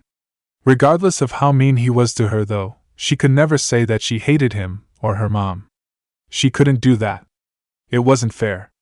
Especially because of all of the things that they've done for her. Konan looked up and saw that she was reaching her special spot. No one knew about it except for her. She trudged up to a rock formation where there was a covering for her to keep herself from getting rained on. She squeezed her shirt to wring out the water that soaked her. She sighed in remorse as she sat down against the rock and watched the rain flood the ground. They wouldn't be able to find her. She would wait for a while to calm herself down before she went back to her home. Her thoughts ran rampant over her father and his attitude towards her, and everything that happened with them that day. She didn't want to run away, but she had to. She acted on her anger impulse, maybe. I shouldn't have done that, she thought while creating a circle in the dirt with her finger. I should probably apologize. But not until later, she thought bitterly, I'll leave later. The rain let up a little bit as she nodded awake. She almost fell asleep. Or did she actually sleep? She didn't know. Her eyes scanned the area and her clothes were finally drying a little bit. She sighed softly as she stood up and stretched. After a yawn, she started to walk back home. There was a somber twilight that covered the sky. It was a bittersweet feeling to come back home after a fight, but where else would she go? She did love her parents even though they did aggravate her sometimes. Her bare feet squished in the mud that she walked through. The tracks disappeared behind her as the rain kept pummeling the mud into oblivion. Her home was a little distance away. She wanted to apologize for running off. She knew that it was the wrong thing to do. She knew she overreacted. Her parents would probably scold her for running away without telling them where she was going. She grinned absent-mindedly as she kept walking. Tlotlo. She came up to her house and noticed all of the lights were off. She remembered that they were in the process of cutting off the lights when she was there. Her eyes cast down to the ground as she watched her feet take every step. They were waiting for her, and she knew she was going to get in trouble. She stepped towards the front door and noticed once she got to it that the front door was ever so slightly ajar. Knowing her parents would never leave the door open, her breathing hitched. There was something wrong. Her fingers trembled as she inched towards the cracked entrance. Her eyes stared heavily at the door handle. In. Konan! Konan coughed violently as she slowly came to. After rubbing her eye, she looked up to see Naruto staring down back at her with worry etched upon his face. She coughed again as she sat up, bringing her hand to her mouth. Naruto rushed to her side as she pulled her hand away from her mouth. Blood was splattered on her hand and she knew that wasn't a good sign. Are you okay? Naruto asked solemnly. Konan gazed at Naruto with a look that couldn't be discerned before she looked around her in confusion. That dream that she had about her parents hit a nerve and it didn't go unnoticed by the boy beside her. That was a dream I haven't had in a while. I haven't missed it. How could she ever forget that day? It was a jarring memory of the time where she lost her parents. It was when she saw the both of them lying on the floor caked in their own blood and lifeless like dolls. They were murdered and it was a constant reminder that had she not left, she would have been too. I'm fine, she responded tiredly. I guess this war has been physically and mentally exhausting me. Naruto pondered on her statement. You were unconscious for a few minutes, so I couldn't leave you unattended. I already have some medic nin on the way here to heal you. Konan looked surprised. I was unconscious? Naruto looked at her with worry in his eyes. Yes, you were. You've been fighting for a while now, so you can rest. Boss is fighting still, but he sent me to make sure that you're okay. I didn't know if you were going to wake up, but I'm sure glad that you did. Konan noticed the word boss thrown in there, so she already knew that this Naruto was a clone. She observed her surroundings and noticed a lot of action going on a great distance away from her. She sighed tiredly. I'm okay, Naruto-kun, Konan said as she tried to stand. I can take a couple of hits. As soon as she said that, she wobbled and lost balance, only for Naruto to come to her aid and catch her. When he got a good look at her, she was battered severely. She had cuts and bruises that covered her from head to toe. There were rips and tears throughout her outfit. She had some blood stains that trickled from her mouth earlier, but was already drying from the breeze that blew constantly. She didn't know if the breeze came from the fight that was happening or if it was natural, but it felt pretty refreshing nonetheless to feel cool air. She was injured, but she seemed to be holding on. "You don't have to push yourself, Konan-chan," Naruto said to her as she swatted his hand away. "Boss is handling things pretty well at the moment. He even has the help of all of the village's Kage." Konan furrowed her brow as she wiped her chin. "Naruto, you may not understand, but we are all doing this for you. Myself included." Naruto looked onto her as she spoke. "Not only that, but I'm also doing it for myself. I see the future that you want to create, and I'm with you every step of the way. I want that future just as much as you do. Also," she clenched her jaw in frustration. Her right hand balled into a fist tightly. "I have a score to settle with Madara. That bastard will pay for everything. I will make sure his plan and his reign of terror reaches its end." Naruto looked on in shock at her fierce determination as he took in her words. He smiled, but the look of concern never completely disappeared. "I'm here, Naruto. How is Konan? Granny? What are you doing here? I assumed you would still be fighting." They saw as the woman came by and ran to Konan's aid as quickly as she could. Dirt pillowed underneath her feet as she came close to them. Her hands were immediately glowing green. "I would be fighting, but currently, all of our medic men are either attending to fallen ninja or have been injured or killed from the constant attack of white setsu.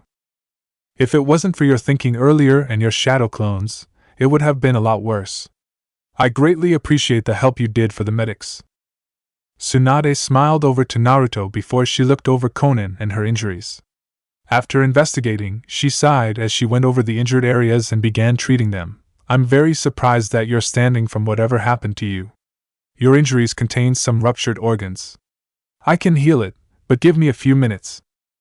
"I need to get back to the battlefield, Lady Hokage," Konan said in slight desperation. "I can't have Naruto fighting alone for too long."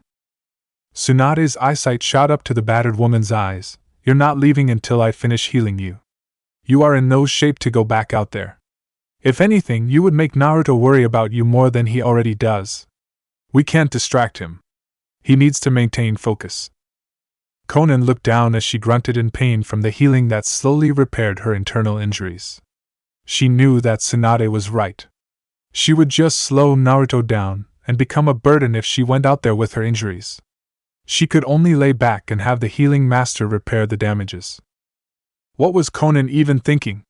She knew better than to go out there like she was, but there was something burning inside of her that wanted her to continue trekking and moving forward. She felt like any type of slowdown would be the end of the shinobi world as they knew it. She wanted to aid them in any way possible. It hurt to think that she could suddenly become a burden to the others fighting, when she felt so strongly about what she was trying to achieve. Thinking of Naruto losing because of her involvement really put a sting on her heart and her want to protect him. This only meant that she needed to work harder in order to help him in her own way. She wasn't out yet. "Please stay safe, Naruto-kun. I'll be there shortly." Flashback. Earlier, Konan and Naruto ended up finally joining the battlefield. After helping everyone and squaring everything away with the white setsu that seemed to infiltrate every camp and squad that they had no choice but to split Naruto up through shadow clones and have him help each camp by locating the zetsu that were disguised as other shinobi. If Naruto wasn't there when he was, then many more lives would have been lost. That's not to say that lives weren't lost already, but Naruto did what he could to prevent any more catastrophe that could have jeopardized the entire war. It also helped that Kisame kept his end of the bargain and didn't give out information to Madara or Kabuto. This helped in the prevention of the enemy finding the location of the Turtle Island. Once Naruto was able to locate the zetsu and eliminated them, he began to help seal all of the other resurrected forms of previous shinobi. The battles were fierce, but with Naruto's current quick wit, they were able to handle the sealings more swiftly and efficiently. This allowed more hands to be ready to battle in other places and gave higher advantages to other battles that probably would have been in crisis had they not finished as they did. After the impure resurrection disappeared by Itachi's control, Madara felt annoyed by this sudden turn, but even he knew that the impure resurrection was only a bonus help and not much of big game changer. Naruto and Konan finally caught up to him and met him at his statue that he created from the combination of the Bijou. Naruto! Kakashi-sensei! How's everything going so far? Naruto stopped next to the other three that were standing next to him. One was Kakashi, who looked bruised and beaten, but not defeated. The other was Might Guy, who seemed only scratched with some slight tearing to his outfit, but other than that, no worse for wear. Finally, Yamato was bruised pretty roughly. He seemed to be worn out, but he looked more willing than Kakashi did. Kakashi was glad to see both Naruto and Konan show up when they did because he could honestly use a little break. Honestly, things are not looking great. We've been trying our best to stall for time. You coming when you did most likely saved my life, so I thank you for that. He smiled an almost deflated smile, but kept his composure nonetheless. Naruto could only smile back as he looked on ahead with vigor to his opponent. I wouldn't worry about anything right now. Now that we're here, I don't think it will be an issue. His face took on a more serious look. Where are the Kage? Kakashi only nodded. Right, well, the Kage have taken front stage at the statue a few minutes ago, trying to destroy it, but nothing is working so far. I've been keeping Madara busy, but that has run its course. Statue? What statue? He asked while looking around with his hand in a salute, but immediately spotted something unusual and human-like sitting in the distance. Whoa! What is that thing? That is the statue of the combined Bijou. All of the Bijou are sealed into that thing, Kakashi said seriously. Naruto couldn't believe that that monstrosity held all of the Bijou, and he could only gulp in anticipation of what was to come. He knew that the statue needed to be stopped, but he also knew that now he was here, he had to do something about Madara. Konan looked at the statue that was in the distance, and could only witness it in awe. There was an uncomfortable feeling that came from the statue, and she couldn't help but shiver from the object. What an unbelievable power I'm feeling just from the statue. Is this the power that Nagato was wanting to acquire? Wait! Konan shouted quickly, noticing something about the statue. I remember this. Naruto and company looked back to her in surprise. Really? What is this thing? Konan looked down in remorse as she thought back to her times she didn't want to remember. That was the Geto statue that Nagato created with his Rinnegan when our past teammate Yahiko was killed, so that's what that statue was for. For containing the Bijou? Some truth bombs were hitting hard as she realized just how much she didn't understand about the shinobi world. I always just thought that it was a power that was meant to help Nagato with strength. A Kekkei Genkai of sorts. I didn't realize that it was something this diabolical. Konan, it's okay, Naruto said to her, bringing her out of her thoughts. It doesn't matter what it is. At the end of the day, we are going to destroy it and stop Madara's plans from happening. It doesn't matter what you try, boy, Madara said, bringing everyone's attention to him. You'll be there to witness my creation and dream come true. It doesn't matter if it came from the Rinnegan. At the end of the day, you're only pawns in my ultimate end goal, just like Nagato and the rest. Konan clenched her fist in frustration. She knew that Madara was trying to toy with her emotions, but she couldn't help her anger that seemed to well deep inside her stomach. This man in front of her. He was the one that created all of this hell. She didn't know what the future held, but she knew that it didn't involve Madara. She would make sure of it.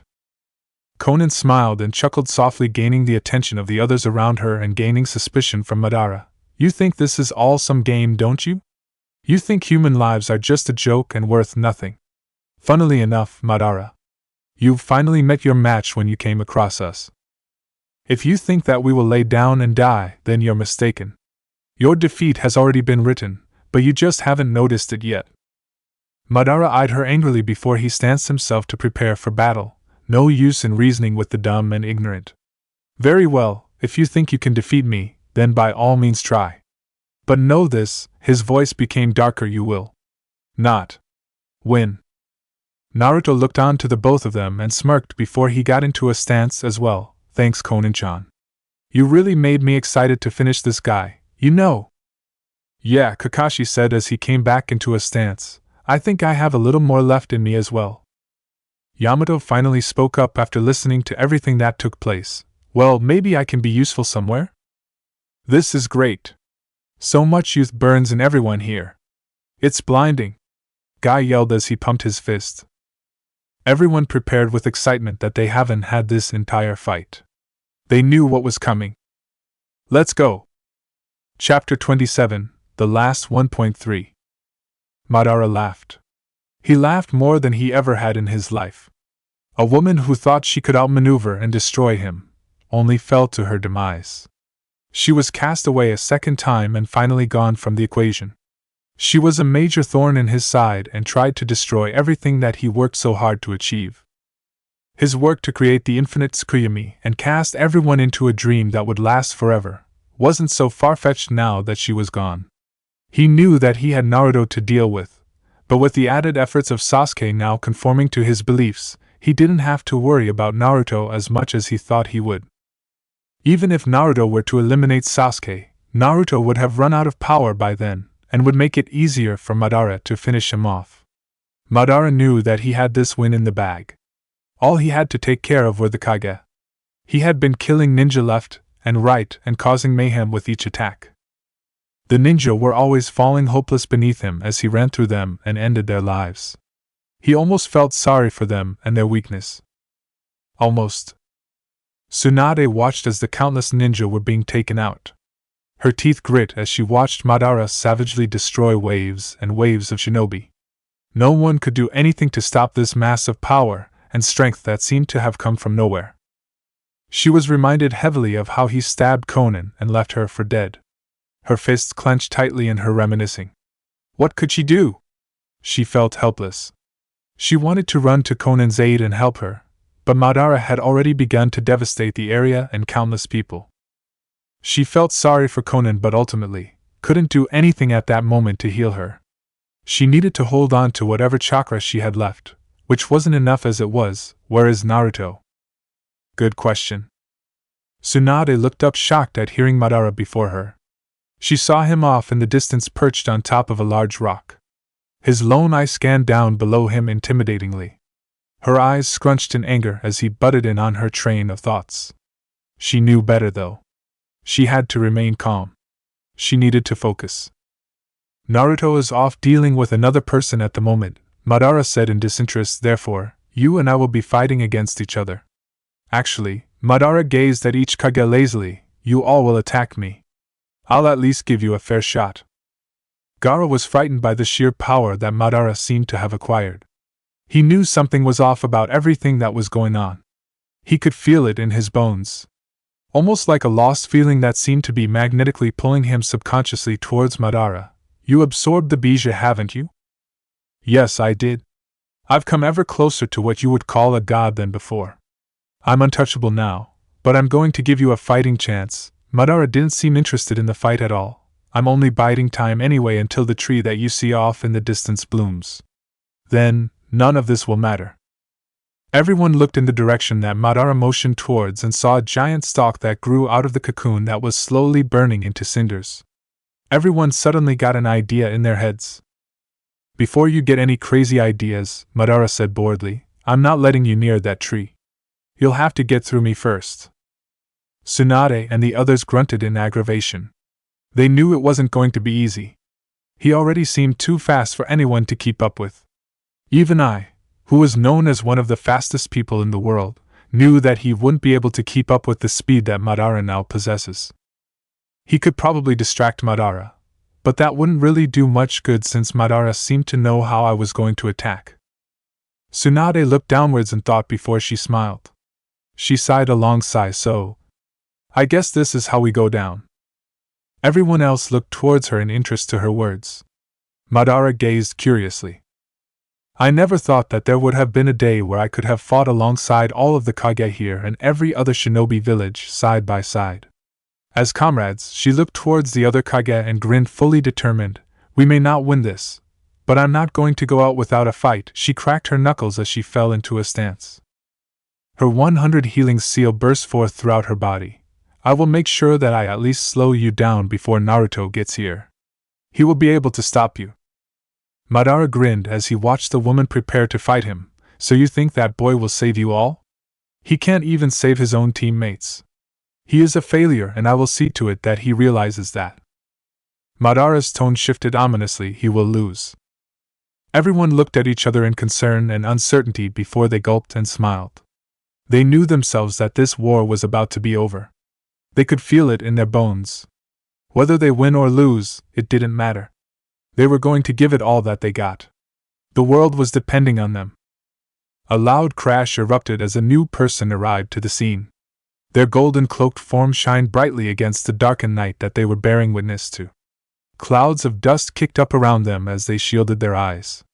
Everyone gasped as they saw the arrival of the QB container. Naruto! Tsunade shouted, surprised. She didn't think that he would have come by so quickly, but here he stood before her. Suddenly, she felt like things were going to be alright. Hey, Granny, Naruto said straightforward without ever leaving his eyesight from the man in front of him. It looks like I came just in time.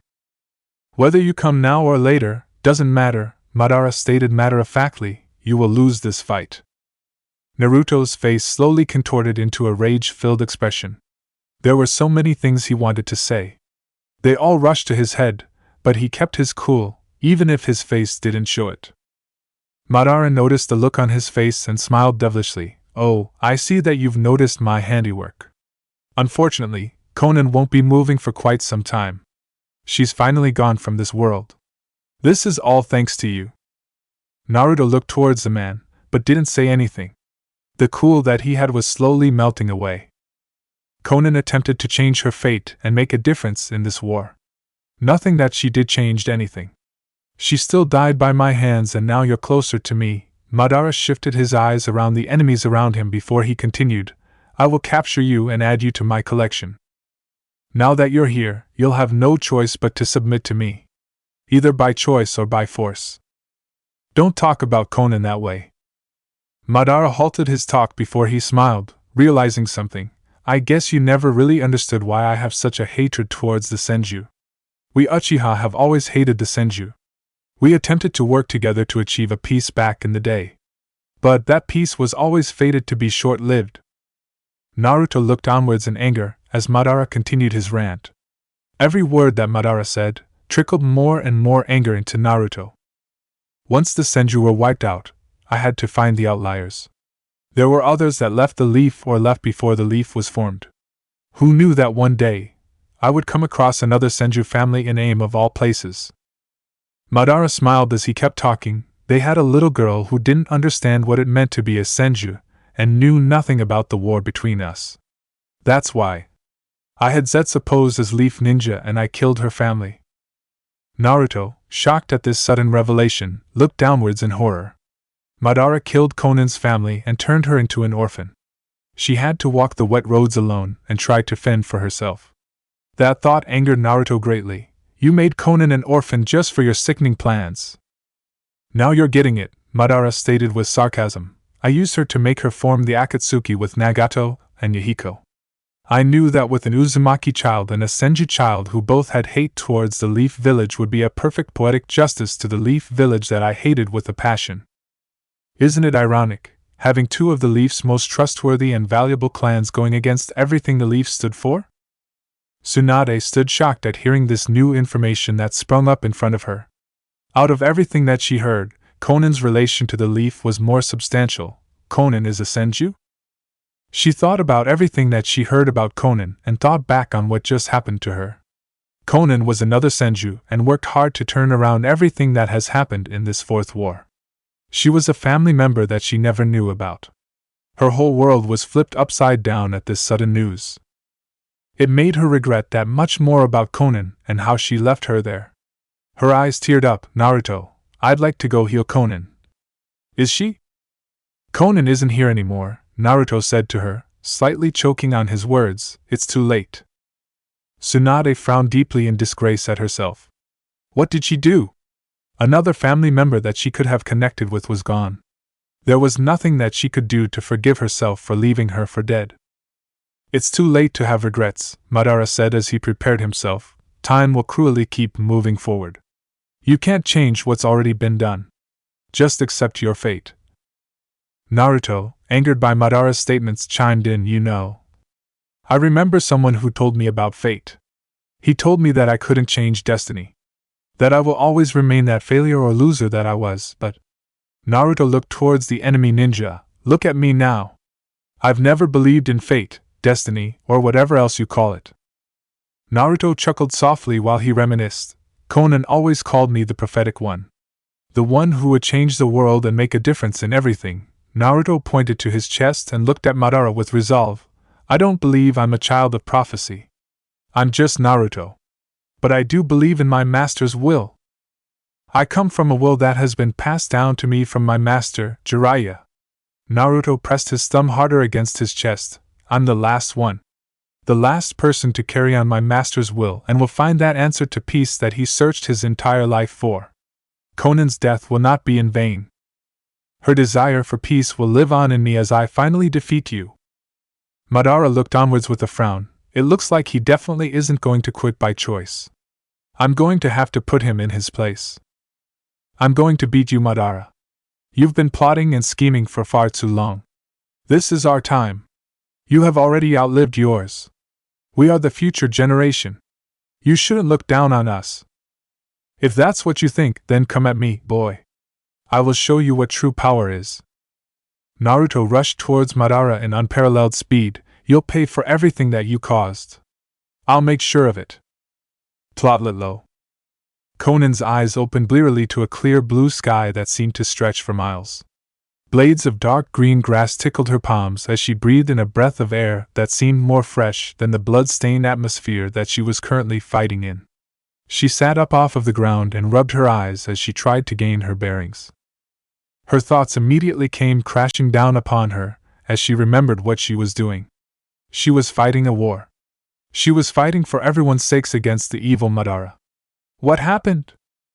I died. Her hands shot up to her face in frustration. She had to accept it now. She is dead. She knew she was dead, and her thoughts slammed hard into her chest, knocking the wind from her sails and from her lungs.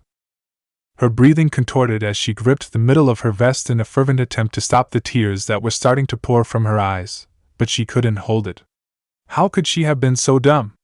She let her guard down against Madara again, and caused another mistake to occur. All of her plans that she made went out the window as she realized the problems. Damn that bastard. She leaned over into the ground, banging her fist against the grass. Damn. Damn. Damn you. It's all your fault.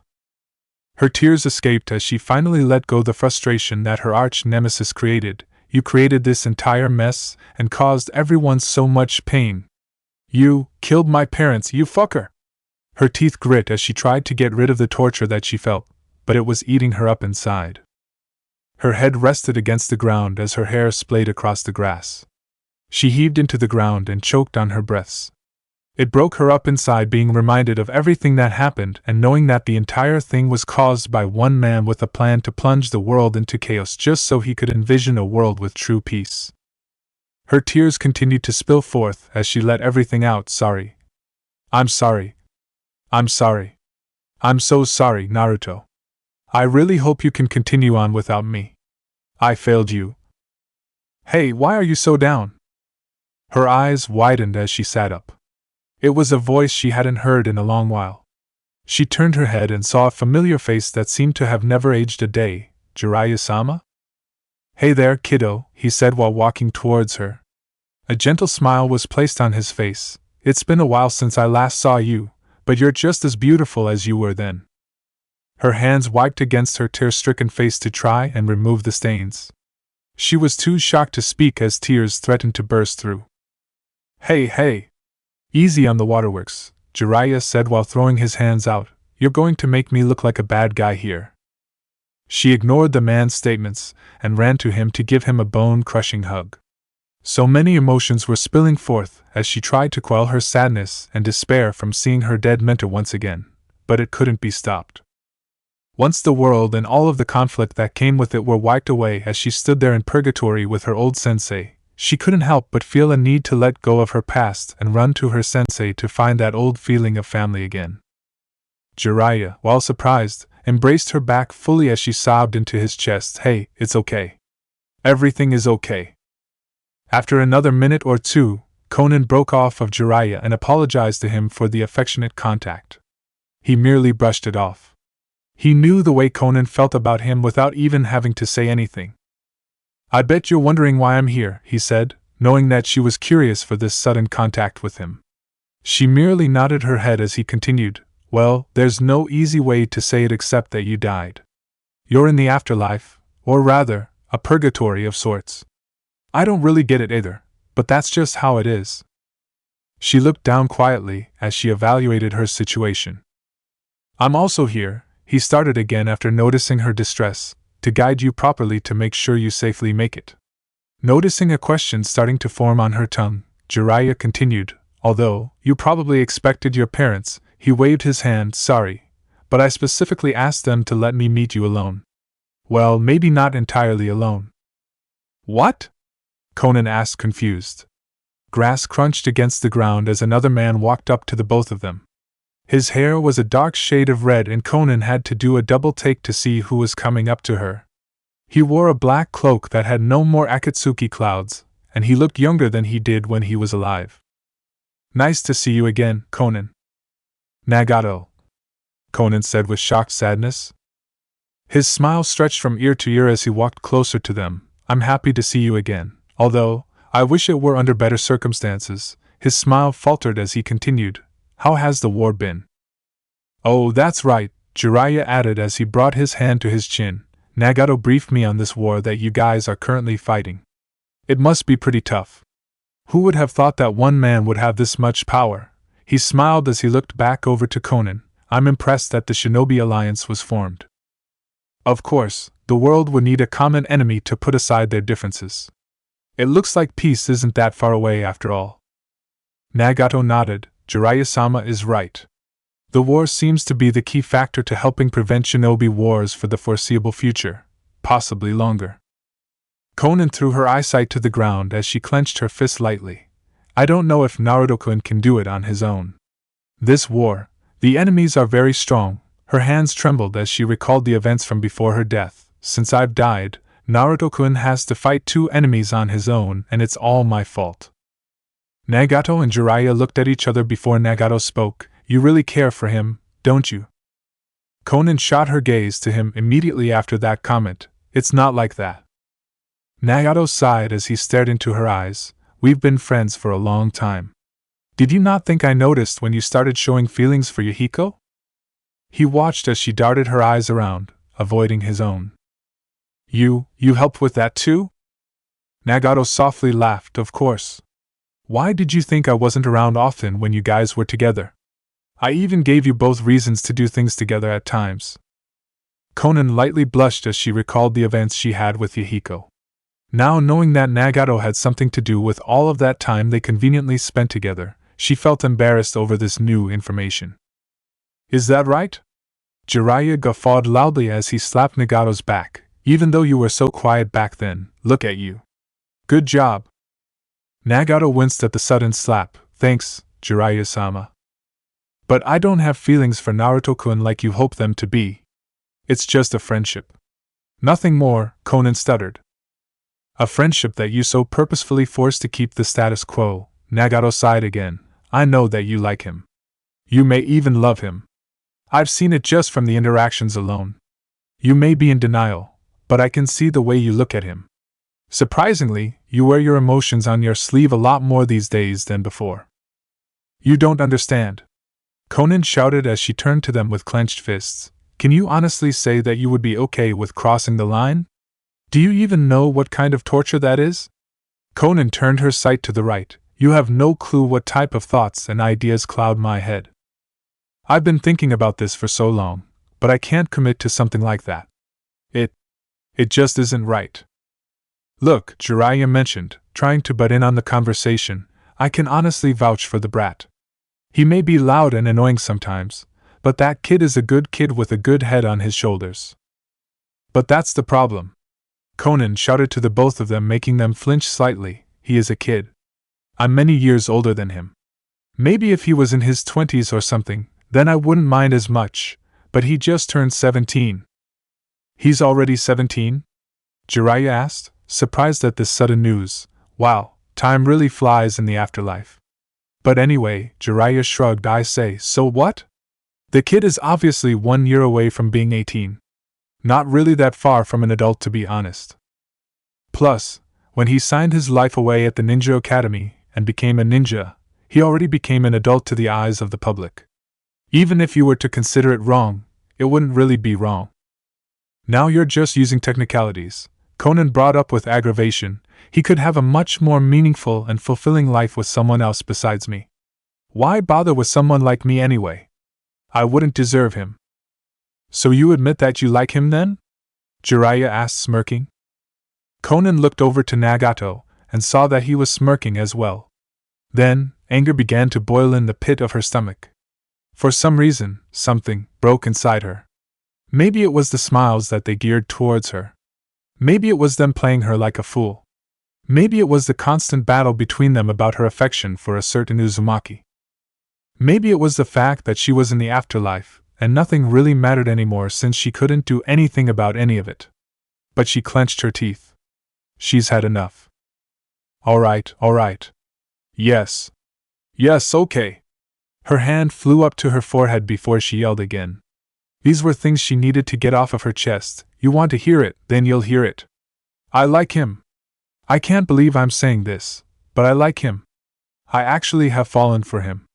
As a matter of fact, I am in love with a 17-year-old boy.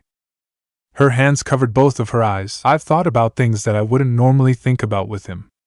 I've had so many close, intimate moments with him that I'm actually afraid that I will move forward with my feelings and do something I might regret. Her hands rubbed against her arms as she continued.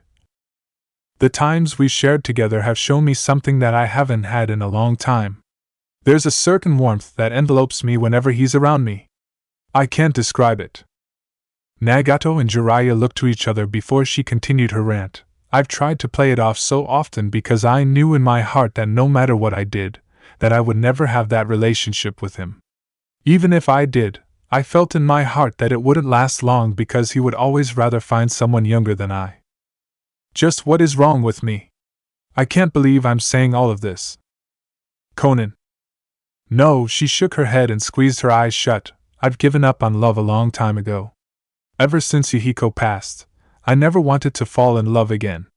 The pain was unbearable the first time. Why should I put myself through that again? Konan. Look, she started again with her hands slowly loosening against her forehead. The exasperation was evident on her face. Naruto-kun has done so much for me. I'll give him that. While I admit that I love him, I just can't do it. It goes against everything I've learned. Why try something that I know will fail? She chuckled softly in defeat. Would you openly admit your love to someone half your age? How would that make you feel? It wouldn't matter because love is love.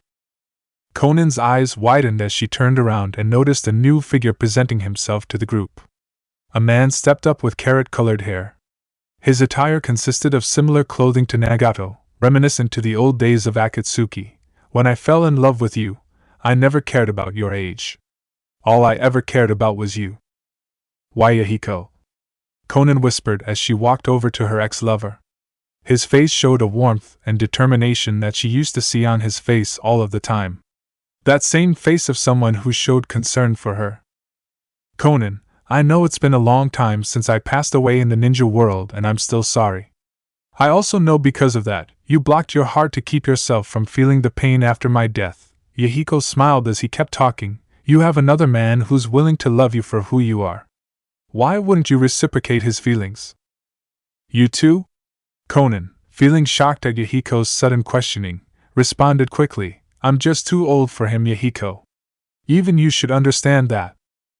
If he's of age, then why does it matter? Ack. Konan threw her hands into the air. Why is everyone against my reasoning? Am I the only sane person here? We just want you to be happy, Nagato finally spoke up. When their eyes connected, she could see just how serious that response was. His face was stern. You're very special to us and we only want you to have a happy life. I'm sure Naruto wants the same for you as well. Konan threw her sight to the side with contempt. I don't want his pity. If Naruto is as Nagato has told me, Then I honestly don't see anything wrong with this relationship, Yahiko said with a thoughtful expression. Konan, Nagato replied, are you really going to isolate yourself from him? Would you be happy by yourself? Konan fell into her thoughts. They spiraled as she tried to make sense of everything that was being said. She can't deny that she loves Naruto any longer. She knew that she fell in love with him. She always knew. But she was scared. She didn't want to hurt again. Her mind ran idly as she thought of scenarios in her head that showed her a different time and place where Naruto was an adult and had kids, but not with her. With another woman that was younger than her, and Konan would come to visit every once in a while to see how things were. Even though she could see that happening, her heart ached at the thought alone of Naruto ending up with someone else. It was an ache that penetrated her soul. Just because it goes against the grain, why try to prevent something that you know in your heart to be right? Nagato asked the silent woman, the only thing that is stopping you is your fear. The fear of eventually losing him to someone else once he gets bored of you. You're afraid of losing the last one that you ever gave a chance to hold dear. You're afraid of your plan failing once again. Konan's demeanor changed as the thought struck a nerve. She looked down to the grass deep in thought and finally realized that Nagato was indeed right. After all of this time, the pieces finally fell into place, and it all started to make sense. Konan's sense of order and planning that she was so proud of had failed several times. Each time was with a loved one that she held dear. Maybe if she wouldn't have ran away and wasted time and just did what her parents told her, then they would still be alive to this day. Maybe if she didn't get caught by Hanzo and his men, then maybe Yahiko would still be alive to this day. Maybe if she tried to help Nagato instead of allowing him to go down the wrong path to change, then maybe he would also be alive to this day. Maybe if she didn't follow Nagato's plans so precisely and not let her sadness get to her head, then maybe Jiraiya would have also been alive. You're right, Konan said while her eyes started to tear up. Her expression was still intense as all things came to a head. I've been so afraid to try something new because I knew that it wouldn't work out. I was so confident that it wouldn't work. I was afraid of taking that chance and wanted to maintain what little order I had left with myself and my life. Even if it wasn't the right choice. But I couldn't change it because I knew that deep down that things need order. Otherwise, if I stepped out of line and did something different, I wouldn't know what lies beyond, and that scares me. Konan smiled as she teared up to her own realization. She rubbed her eyes to staunch the tears. I can't stop them. The group came to her and enveloped her into a hug. Smiles were plastered on everyone's faces. Looks like you finally figured it out, Jiraiya said while softly chuckling. This would be a great story to write for another one of my books. Too bad pen and paper inconveniently don't exist in the afterlife. Konan grinned genuinely as she looked up to him with her tear-covered eyes. You're still writing those books, huh? Some things never change. Not anymore, Jiraiya said while sighing, although real life seems to be writing a better ending than I could have thought of. I mean, hey, Naruto and an ex-Akatsuki member forming a relationship? A love with an enemy? That would be a big seller. Oh, stop it, Konan giggled while gently bopping his chest with her fist. While the four were caught up in the moment with laughter and happiness, a thought dawned on Konan and sucked away whatever happiness she had before. Wait a minute. If I'm dead, none of this matters anyway. Why did we even talk about this? The group looked at each other before the three men nodded to one another. Right, Nagato said, we forgot to mention that you have one more visitor. That young child is correct.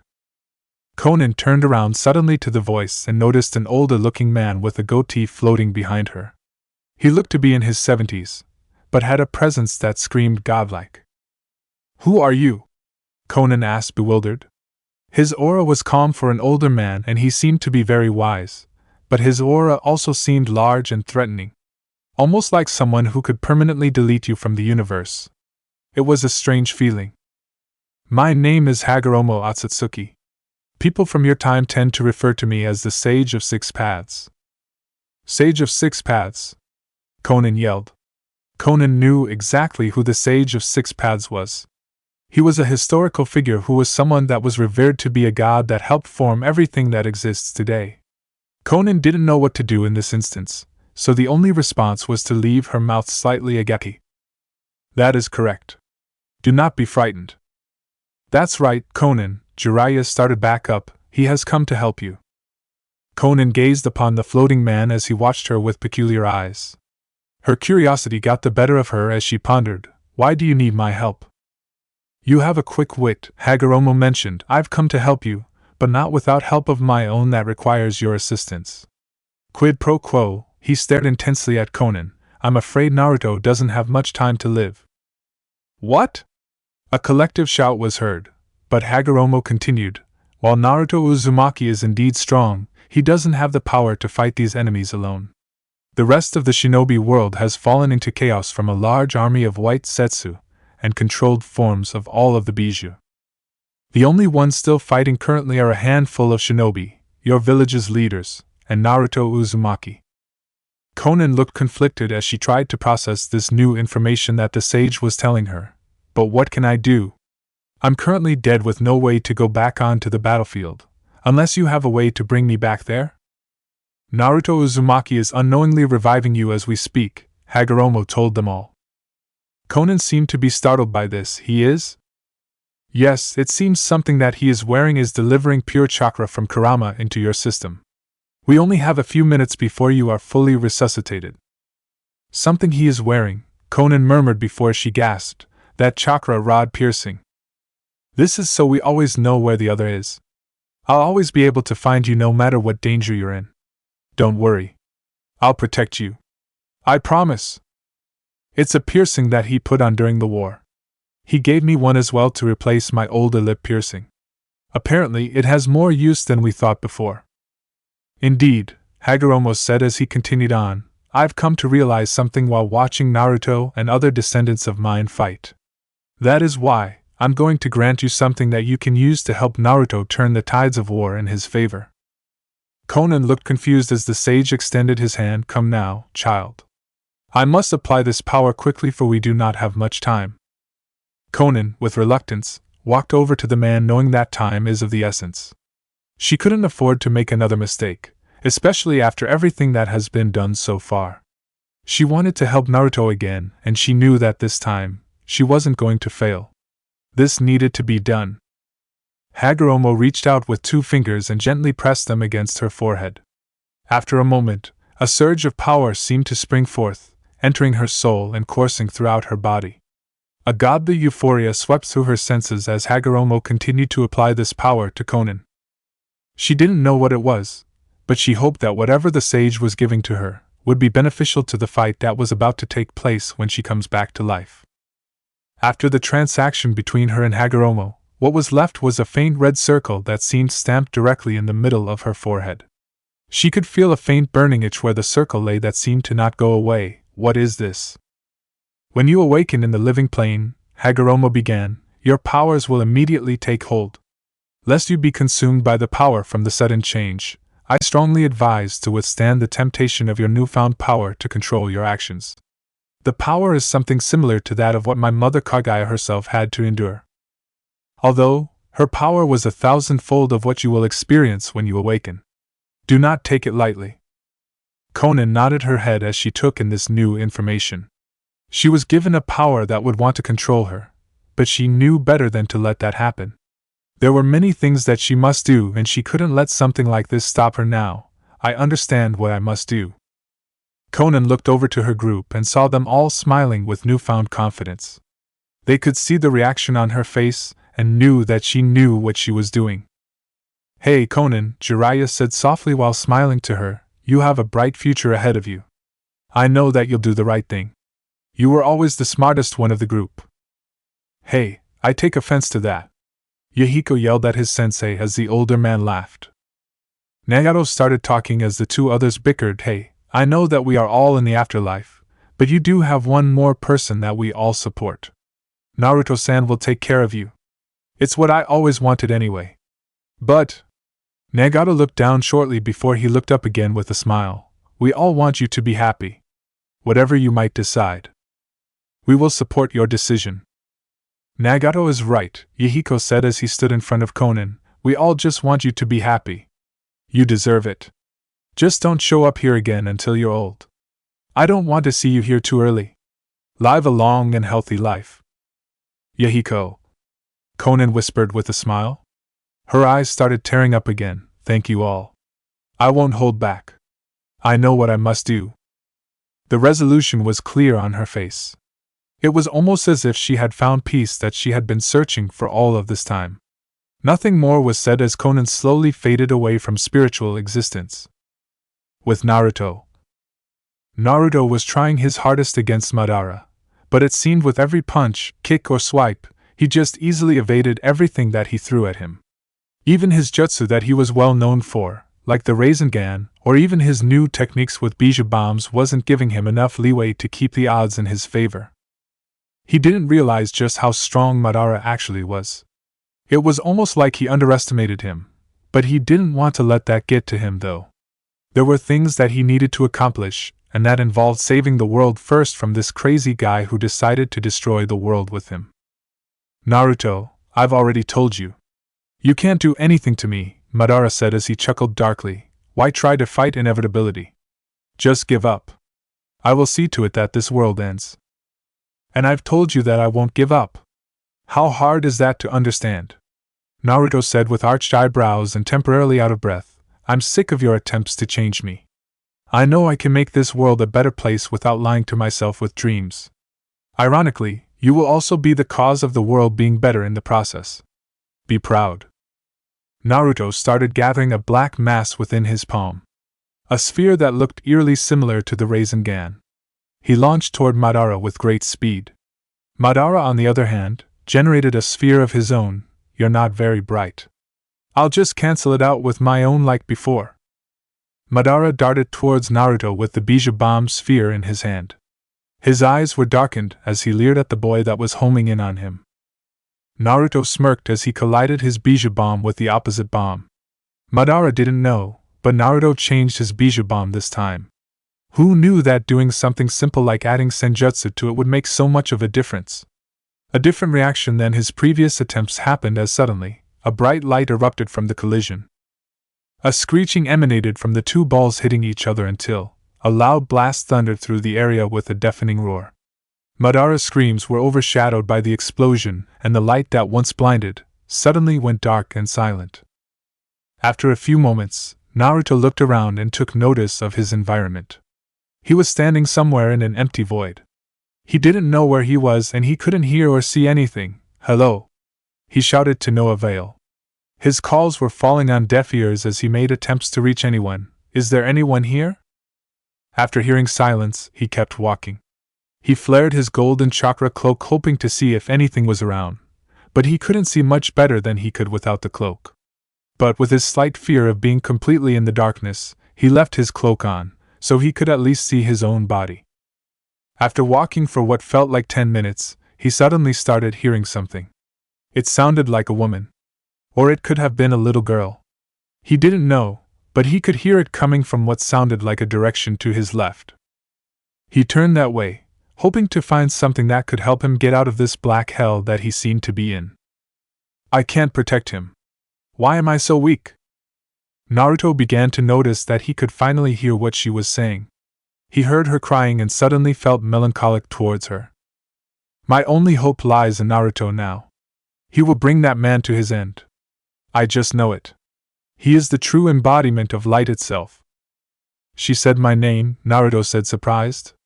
Looking closer, he gasped at what looked to be like Konan sitting up ahead. She was wearing her old Akatsuki robe and looked to be in great distress.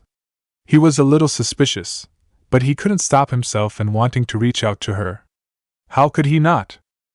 He got closer and his mouth moved as if he wanted to say something, but stopped as she got up. He noticed that she started to walk towards something. She looked as if she were searching for something up ahead of her. He followed behind to study the situation more. After all, this could all just be a trap set up by Madara. After following behind her for a few minutes, she started to run. He chased behind her in the attempt to keep up.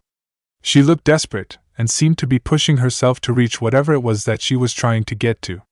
Then, just as quickly as she started to run, her legs went weak and she collapsed on her knees. I knew it.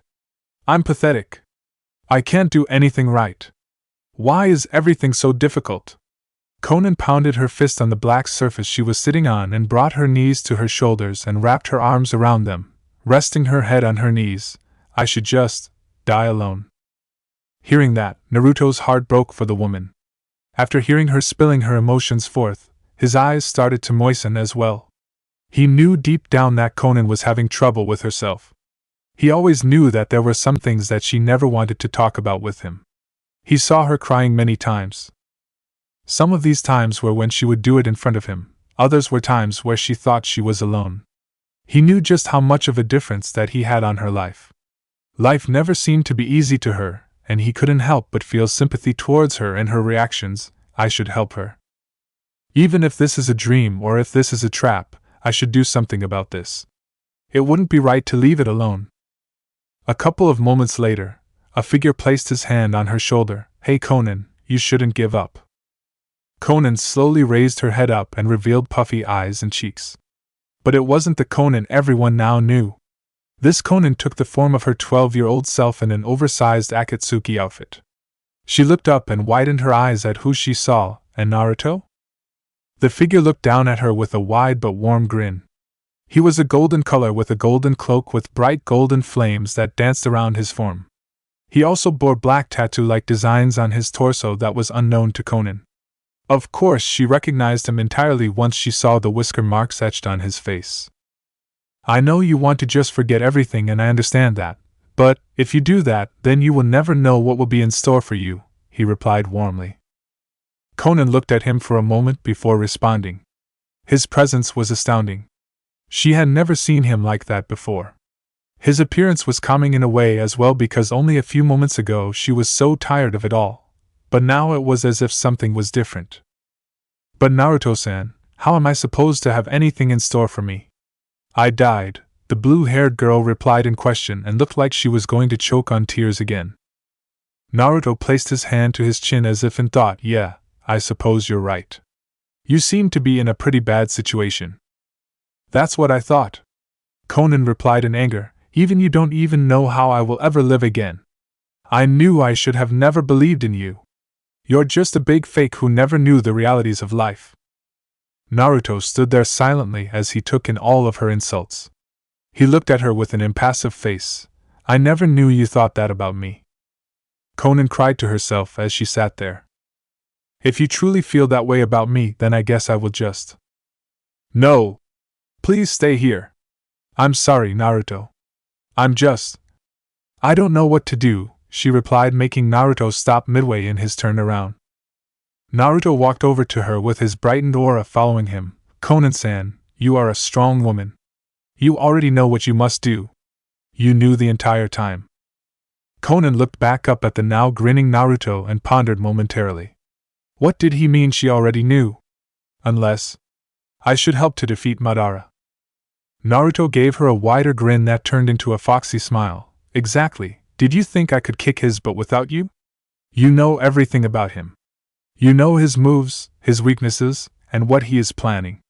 If you weren't around, I don't think I could do it on my own. Besides, we're best friends now, aren't we? Konan thought about his statements. Friends? She thought of the alliance as nothing more than a bond of countries, not a friendship with Naruto. Could they really be friends?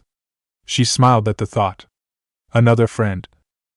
Now, Naruto started as he held out his hand. Are you going to mope around or are you going to help me give this guy the ass-kicking that he deserved a long time ago? That statement took Konan aback for a moment before she broke out into the warmest smile she ever had in a while. Sure, Naruto-kun, let's do it. She grabbed his hand as he lifted her up to her feet. Naruto made a mad dash towards the light while Konan ran side by side with him. The further they ran, the closer the light was coming. Konan slowly changed to her adult self with each step she took as they slowly picked up their pace by moving faster and faster. The light was looming ever closer as Naruto looked over to her and responded with a determined smile. Don't worry, Konan-chan. I will help you every step of the way. We will do this together.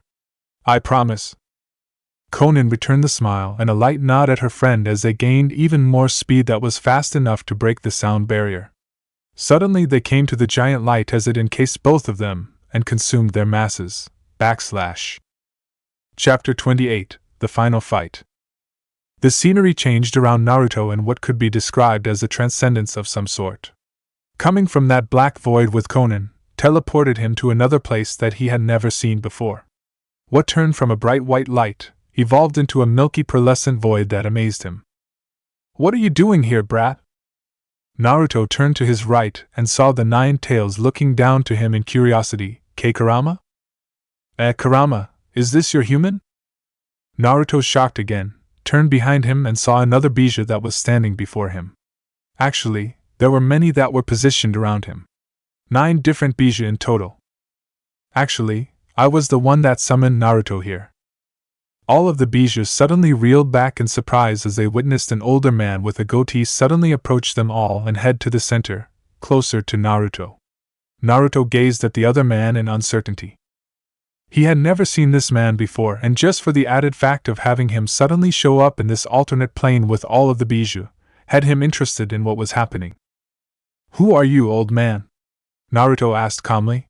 He already knew that there was something different about the old man that was in front of him.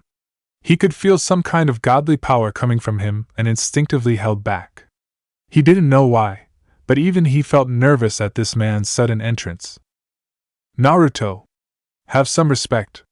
This is the Sage of 6 Paths, Hagoromo Otsutsuki." "Sage of 6 Paths?" Naruto replied questioningly. "You mean, he's like a Super Gramps then?" "You could call me that if you wish, although, it's more irrelevant than the information that I'm going to bestow upon you," the sage replied stoically. "I've been watching you and your world over the years as I traverse through space and time. The change of the world has been a massive one that has developed from a peaceful time to a more civil, but conflicting time. Naruto was following more closely than usual since he developed his Rinnegan. Surprisingly enough, he wasn't asking as many questions this time. Your world has gained the use of chakra and through several centuries, has created an evil in itself that hinders the progress of prosperity. Most of this is my fault, unfortunately, since I favored one of my sons more than the other. Indra and Ashura were my 2 sons that I cherished, but sadly have chosen separate paths." Naruto looked down and thought as a reminder that Sasuke and himself also have chosen separate paths. He already knew that Sasuke didn't want to be anywhere near Naruto, but Naruto heavily insisted over the years to bring Sasuke back, even if it meant to kill him. Those thoughts hit hard, but they hit nonetheless, and it caused a tension in his chest. "Naruto Uzumaki," the sage said as Naruto looked back up to him, "with everything that has happened over the years, I must apologize for everything. I didn't realize that things would escalate to such extremities as they have." The sage looked down and thought temporarily. There was a hint of something on his face, possibly remorse or regret, but Naruto couldn't discern what the old man was thinking. "Naruto Uzumaki, you have done well over the years you have been alive. I'm truly proud to have someone such as you carry on the legacy of my son Ashura. I've disturbed others in this world long enough, and I'm sure that Ashura is also growing weary of this eternal conflict." "What do you mean?" "I am saying that we must put an end to this eternal bloodshed between my 2 sons and finally lay this to rest. Therefore, I will bequeath to you new powers to ascertain dominance and ultimately conclude this cycle of animosity. With your current power, you will not win." "What?" Naruto asked with shock evident in his eyes. "But I'm already strong. How can I not defeat Madara?" "This Madara that you mentioned has received a lot of the Biju's chakra through a haphazard 10 tails creation and has gained a foothold in godlike power. With his current strength, you will have no chance of defeating him, for he is far too powerful." Naruto visibly sulked once he noticed that he was actually losing the fight against Madara. It seemed like he was evenly matched against him. He always had an inside feeling that he was going to lose, but he couldn't give up hope. He knew that he had to fight Madara and win. He couldn't let Konan die without a revenge of some sort. "Okay, Super Gramps," Naruto said as he looked into the sage's eyes with determination, "what should I do?" Hagoromo was quiet for a few moments as he studied Naruto. "I see. So, you've been given the Rinnegan by someone. This will make things easier. Come, Uzumaki Naruto, we do not have much time. I will be leaving this plane shortly." Naruto did as he was told and started walking towards the sage. Hagoromo then looked to all of the bijou behind him who were obediently waiting for the sage to speak to them.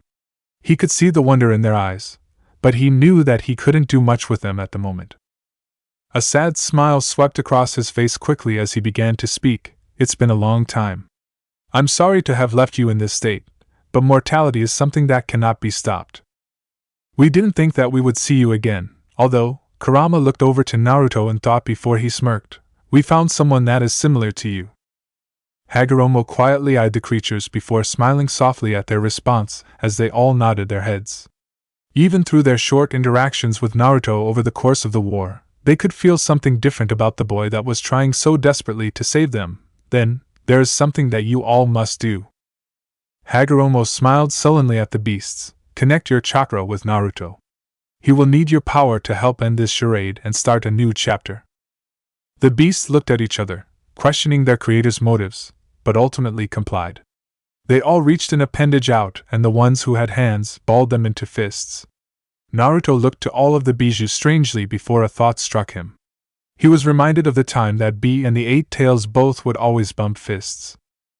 Then everything all started to make sense. He smiled genuinely as he looked on to the bijou.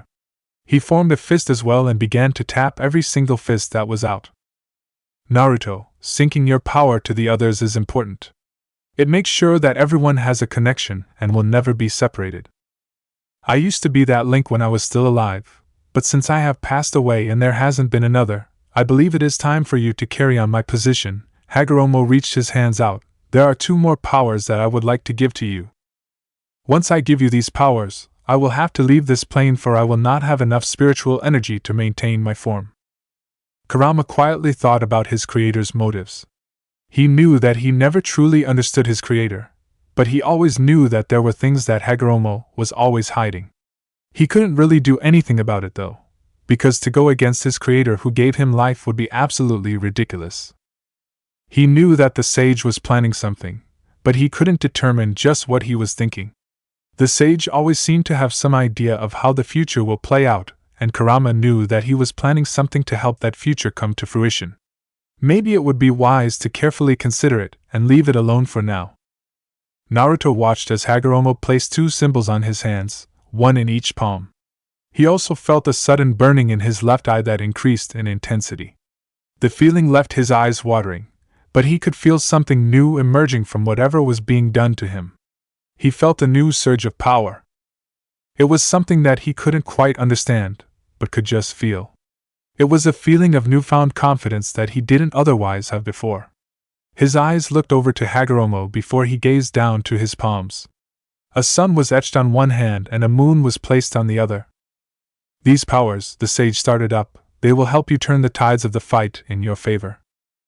Naruto was in awe as he looked at his hands and back at Hagoromo. Thank you, Super Gramps. I don't know how to repay you. The sage threw his hand up into the air. Think nothing of it. It is something that I'm doing to correct a wrong that I have made many years ago. It was something I should have done while I was still alive. Naruto looked on in wonder before he smiled in determination. I'm ready. Hagoromo smiled as Naruto somehow disappeared from the plane with the bijou. He looked to the other bijou studiously before lowering his eyes in sadness. I'm sorry. The other bijou were curious about his random apology, but only shrugged it off. The Eight Tails being the most vocal, don't worry about it, father. We really like this new kid. I think everything will turn out alright now. Hagoromo's gaze faltered as he looked towards the ground. I really hope so. The world's future rests in your hands now, Naruto. Even you, Konan. You both will be the saviors of this world. I will make sure I right that wrong that I've made. Human life is such a volatile and fickle thing. Plotlet low. Naruto stood quietly as he came to back on the battlefield. He blinked his eyes slowly to regain his bearings. Large clouds of dust fogged the area from the explosion that happened previously between the 2 bijou bombs that were released. He didn't know why, but he suddenly felt more powerful than he had before. His eyes traced his palms and saw each hand with a symbol placed upon them and smiled. That interaction that he had with the bijou and the Sage of 6 Paths wasn't a dream. It was an actual thing that happened. He chuckled as he flexed his fingers. He suddenly felt more motivated to fight. Newfound strength seemed to take hold of him, and he didn't think that he could lose anymore. Suddenly, he burst to life with his golden chakra form. It was replaced with a more refined cloak that lacked the tomo on the collar. He also noticed similar-looking black spheres that were akin to Madara's spheres that floated behind him. Madara looked back towards Naruto and noticed Naruto's sudden change.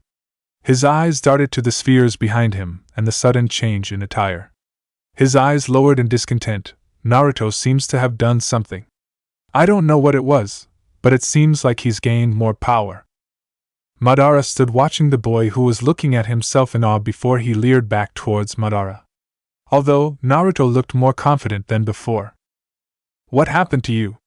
Madara asked curiously. It's not like you have any more power, so how did you acquire it? Naruto looked at Madara surprised before he laughed, and stuck his tongue out, as if you would like to know. It doesn't matter because it will only help to defeat you.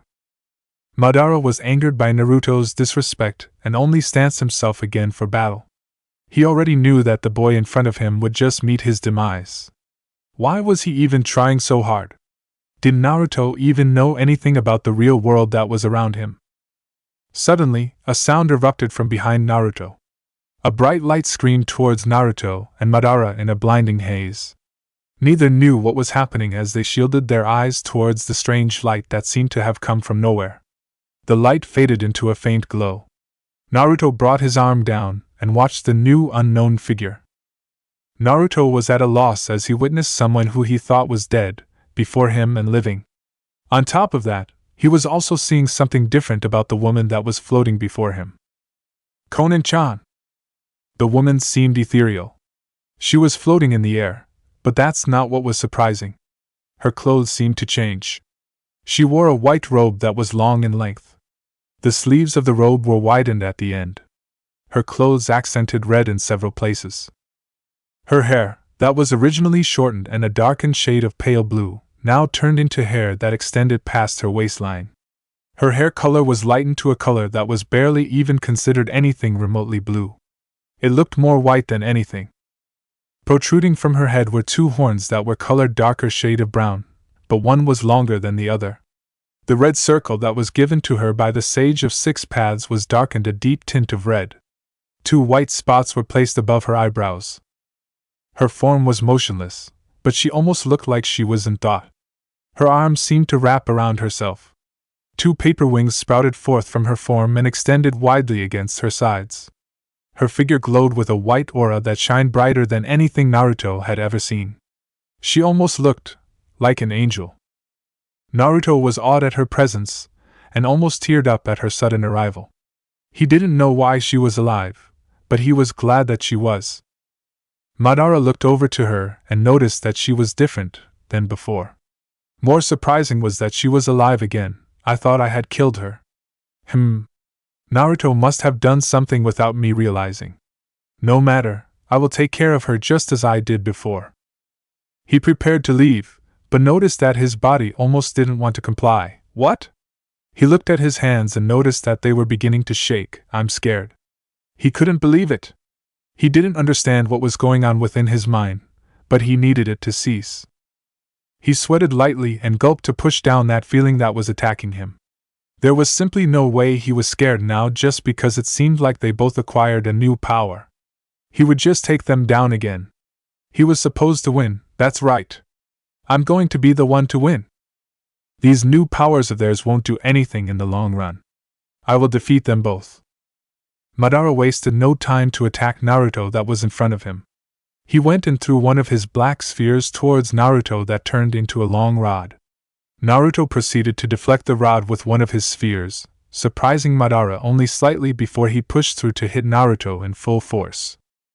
Madara didn't know what happened. He was trying to hit Naruto and suddenly, Konan came in between them quickly and knocked Madara backwards.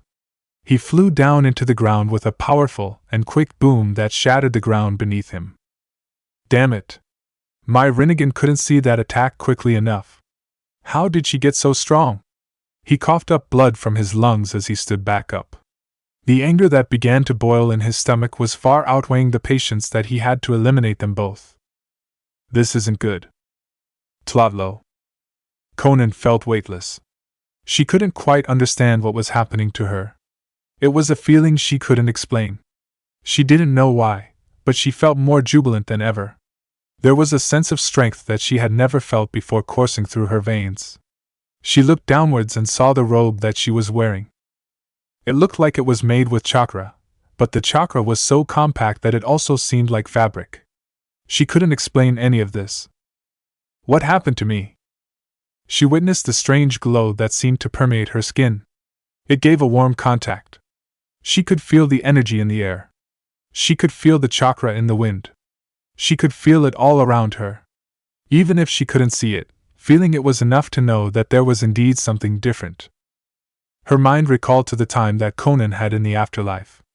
A thought struck her as she remembered the sage that came to her and gave her a new power that she never had before. The sage, this new power is what he gave me. Amazing. She stood in wonder to her newfound strength. She felt like she could do anything. A grin swept through her features. I can do anything. But I need more chakra. She started to laugh ominously at herself as she thought about it all. Her desire for power was something she was starting to become desperate for. Her eyes lowered as she witnessed two powers that came from her right. Smiling, she darted off towards these new powers. She needed more, so she was going to get more. She flew quickly to these new powers in front of her. It was almost as if she went there in the blink of an eye. The power that she received was far beyond what she ever thought she could achieve, and the best part was that there was more power waiting for her. Her eyes dashed to the weaker of the two as she suddenly stopped behind him. Her hands went to grab him, but she stopped midway. Memories resurfaced of everything about a blonde boy that infiltrated her heart. Her feelings burst forth, and she couldn't hold them in. Her hands fell to her side before she wrapped them around herself. Naruto-kun. What was I doing? She was reminded of what the sage mentioned to her. Do not take it lightly. Her hands gripped the robe that was covering her. She remembered. The sage told her that the power would try to rule her mind. This sudden power went to her head, and she couldn't believe how easily her mind became swayed by the lust for power. She felt disappointed. She knew she was stronger than that. But she wasn't going to let that stop her now. Her mind recalled all of the events that happened before she came back to life. Her eyes hardened once she gazed upon Madara. She could see him about to attack. As soon as he darted for Naruto, her instincts took over and immediately got between them. She punched him with unparalleled speed in the face. He speared into the ground with a loud bang and surprised Naruto with her speed. That's amazing, Konan! Konan looked behind her and smiled. Her hair danced against the wind and seemed to also have a mind of its own sometimes. I think we can take him on now. I have a final plan, Naruto-kun. I hope you can keep up. Naruto grinned with slight tears in his eyes before he punched his palm. You bet. His eyes gazed over to the man that was currently on the ground. He could see that the attack hurt him and surprised him greatly. Madara was about to understand just what true strength was. Madara rushed forward again, but this time he aimed for Konan. As soon as he got close to her, however, her body shifted from its position. Surprised, Madara looked over and saw Konan rearing to punch again. He blocked this time, and used his spheres to create a protective shell in front of him. Konan punched him again and sent him crashing into the ground again. How did she do that? Naruto smirked as he watched Madara get punched again. Konan had such raw strength from her attacks that he couldn't believe it. Her punches seemed to be stronger than Sakura's, and he didn't even think that was possible. How was she doing this? She looked different too. He would have to ask her later about it all. Naruto was surprised that Madara couldn't see that he was using his Rinnegan Sharingan against him. The power that was given to him was becoming quite useful. With all of the chakra that Naruto had, he wouldn't be surprised if he could use it many times without growing tired. Madara was currently confused. She somehow went through his shield and hit him again. You're both different. This isn't right. How did you become so strong? Konan didn't say anything as she rushed towards him on the ground. Her paper rushed towards the foe and started to create a barrier around him. They exploded quickly, but Madara evaded the papers by the use of his spheres. He wasn't going to let her use that paper jutsu against him anymore. He already knew ways to defeat it. Naruto suddenly appeared behind Madara and tried to strike him with a Rinnegan. His hand was pushed upwards. Madara quickly looked towards Konan and saw as she opened a portal and disappeared from sight. A portal? So, she can quickly move from one place to another. This might be a problem. Naruto got hit but disappeared in a puff of smoke. Naruto ran through the shadow clone smoke with another Rinnegan, but Madara already saw this coming into play. He quickly evaded and threw Naruto's hand away from him. Madara widened his eyes as he quickly turned around and noticed Konan coming to latch onto him. He saw her portal that was already closing behind her. I couldn't even see her coming. Madara's spheres created another shield to block him from being touched by Konan. He turned and dashed several feet away from them. He had to think about what he was going to do. Do you think I'm going to give you time? Surprised, Madara turned behind him again and saw Konan come through another portal.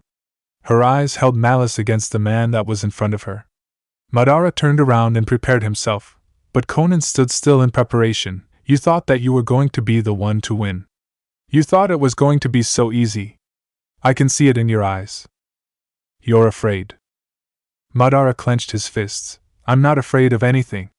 When I'm through with the both of you, there will be nothing left to this world. I will make sure of it. Konan's eyes burned into the man's figure. Her recollection of all of the damage he's done poured into her mind. She knew that Madara wasn't someone who could be reasoned with, but she decided to give it one shot. Madara, you're about to meet your end, but before I do, I will give you one chance. You can redeem yourself right here and right now. Revive everyone here and I'll spare you a slow and painful death. Madara frowned in distaste. I don't want redemption. I want to see this world disappear. No one will ever make me change my mind. Not even Naruto Uzumaki, who seemed to change everyone else's. Konan glanced at Naruto, who was behind Madara, and turned her sight back to her enemy. He didn't want to be saved. He didn't want any of that. He didn't want this world anymore. He didn't care if he took down every last human to do it. He knew that he was going to carry out his plan and end this entire hell that's been created by Kaguya. He knew that nothing that anyone would do could make a difference. It was all pointless. He knew it was. Konan saw this and sighed. There will always be people that you can't persuade. No matter how hard you tried, it would never work. Her eyesight lowered as she began to speak. Your reign of terror is coming to an end. Any last words? Madara smirked as he took on another stance. As a matter of fact, I do. Madara then rushed forward, charging toward Konan as quickly as he could. Die! Konan saw as he rushed forward with vigor. Everything slowed down as Madara came close. Konan's eyes lit up with anger. Her body twisted as she narrowly escaped his touch. Madara's face changed into shock as he tripped forward past Konan without warning and went head first into the dimensional portal that she created. With his head only inside of the portal, he tried to turn around, but his body didn't want to cooperate. What? I can't control my body. A thought suddenly struck him as he thought in anger. So, it's you? You wanted to have a last stand as a leaf shinobi, huh? He felt as two hands from different sides punched him hard in the back, forcing him all of the way inside of the portal. He fell from the sky into a hot desert below. His scream echoed into the vast desert as he took his plunge. Colliding with the sand, he spit up some dirt and got back up on his feet as quickly as he could. He saw as the portal began to close and desperately tried to reach the hole in the sky. He screamed with all of his might, I'm Madara Uchiha. You can't defeat me. I will bring your world to its end. You will not win. Konan. Once he got closer, he saw as Konan looked onto him with distaste, but satisfaction. Remember why you lost, Madara. Her last words would forever haunt him as he saw the portal close just before he got to it. It disappeared into nothingness and made Madara curse violently. Anger boiled inside as he vented dangerously to his surroundings. Kanaleawayan. His screams of rage slowly dissipated as the portal closed to both Naruto and Konan's end. Naruto and Konan sighed a breath of relief as she looked over to Naruto in satisfaction. Her eyelids got heavy as she started changing back into her normal form. Hey, Naruto-kun. We did it. She fell over as she went unconscious in his arms. Konan. Are you alright? He looked onto her form, but saw as she was silently sleeping deeply within his arms. She was not waking up. With haste, Naruto created another shadow clone and made it dash off towards Tsunade with Konan in the clone's arms. He stood there quietly as he watched his clone run off with the body of his friend. He closed his eyes softly and breathed out a sigh. Sasuke, I know you're here. I've been waiting for you. Sasuke grinned smugly as he walked forward from behind a rock. So it seems like you've defeated Madara. Naruto didn't say anything as Sasuke continued. I know that woman did most of the work though. You must not be very strong. I guess we will see about that, bastard. Chapter 29, Aftermath. Hospital in Konohagakure. Konan opened her tired eyes to the ceilings of what looked to be a hospital. She could feel the sterile air hitting her nostrils and remembered that she's been here before. Back in the beginning when Naruto saved her from her impending fate and brought her back to Konoha to be treated. She was surprised herself that she was saved, but it did happen.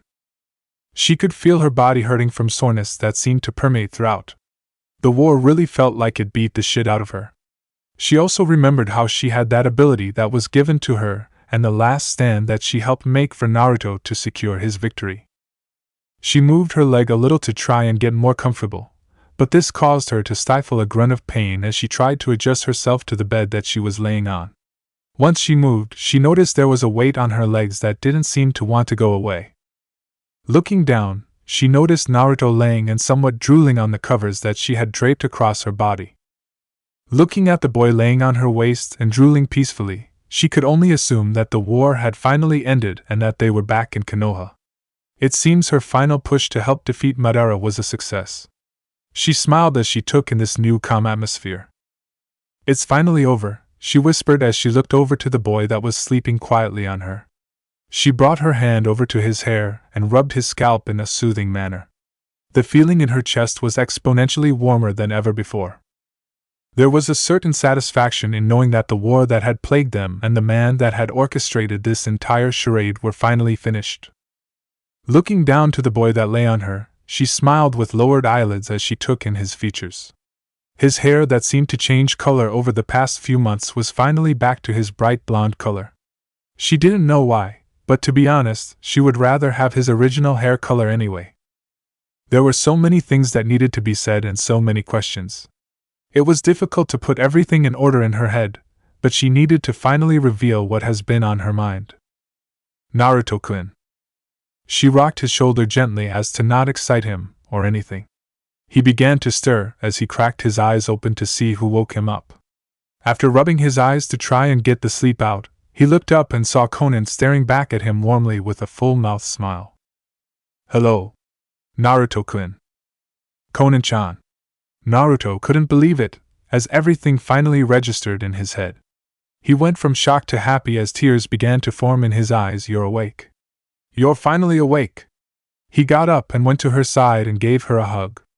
Konan laughed as she hugged him back, but hissed slightly at the pain that emanated from her body. Oh. Sorry. Naruto said as he moved backward, but Konan stopped him and kept him in the embrace. She only smiled as she kept rubbing his back. Don't worry, Naruto-kun. I want your hug.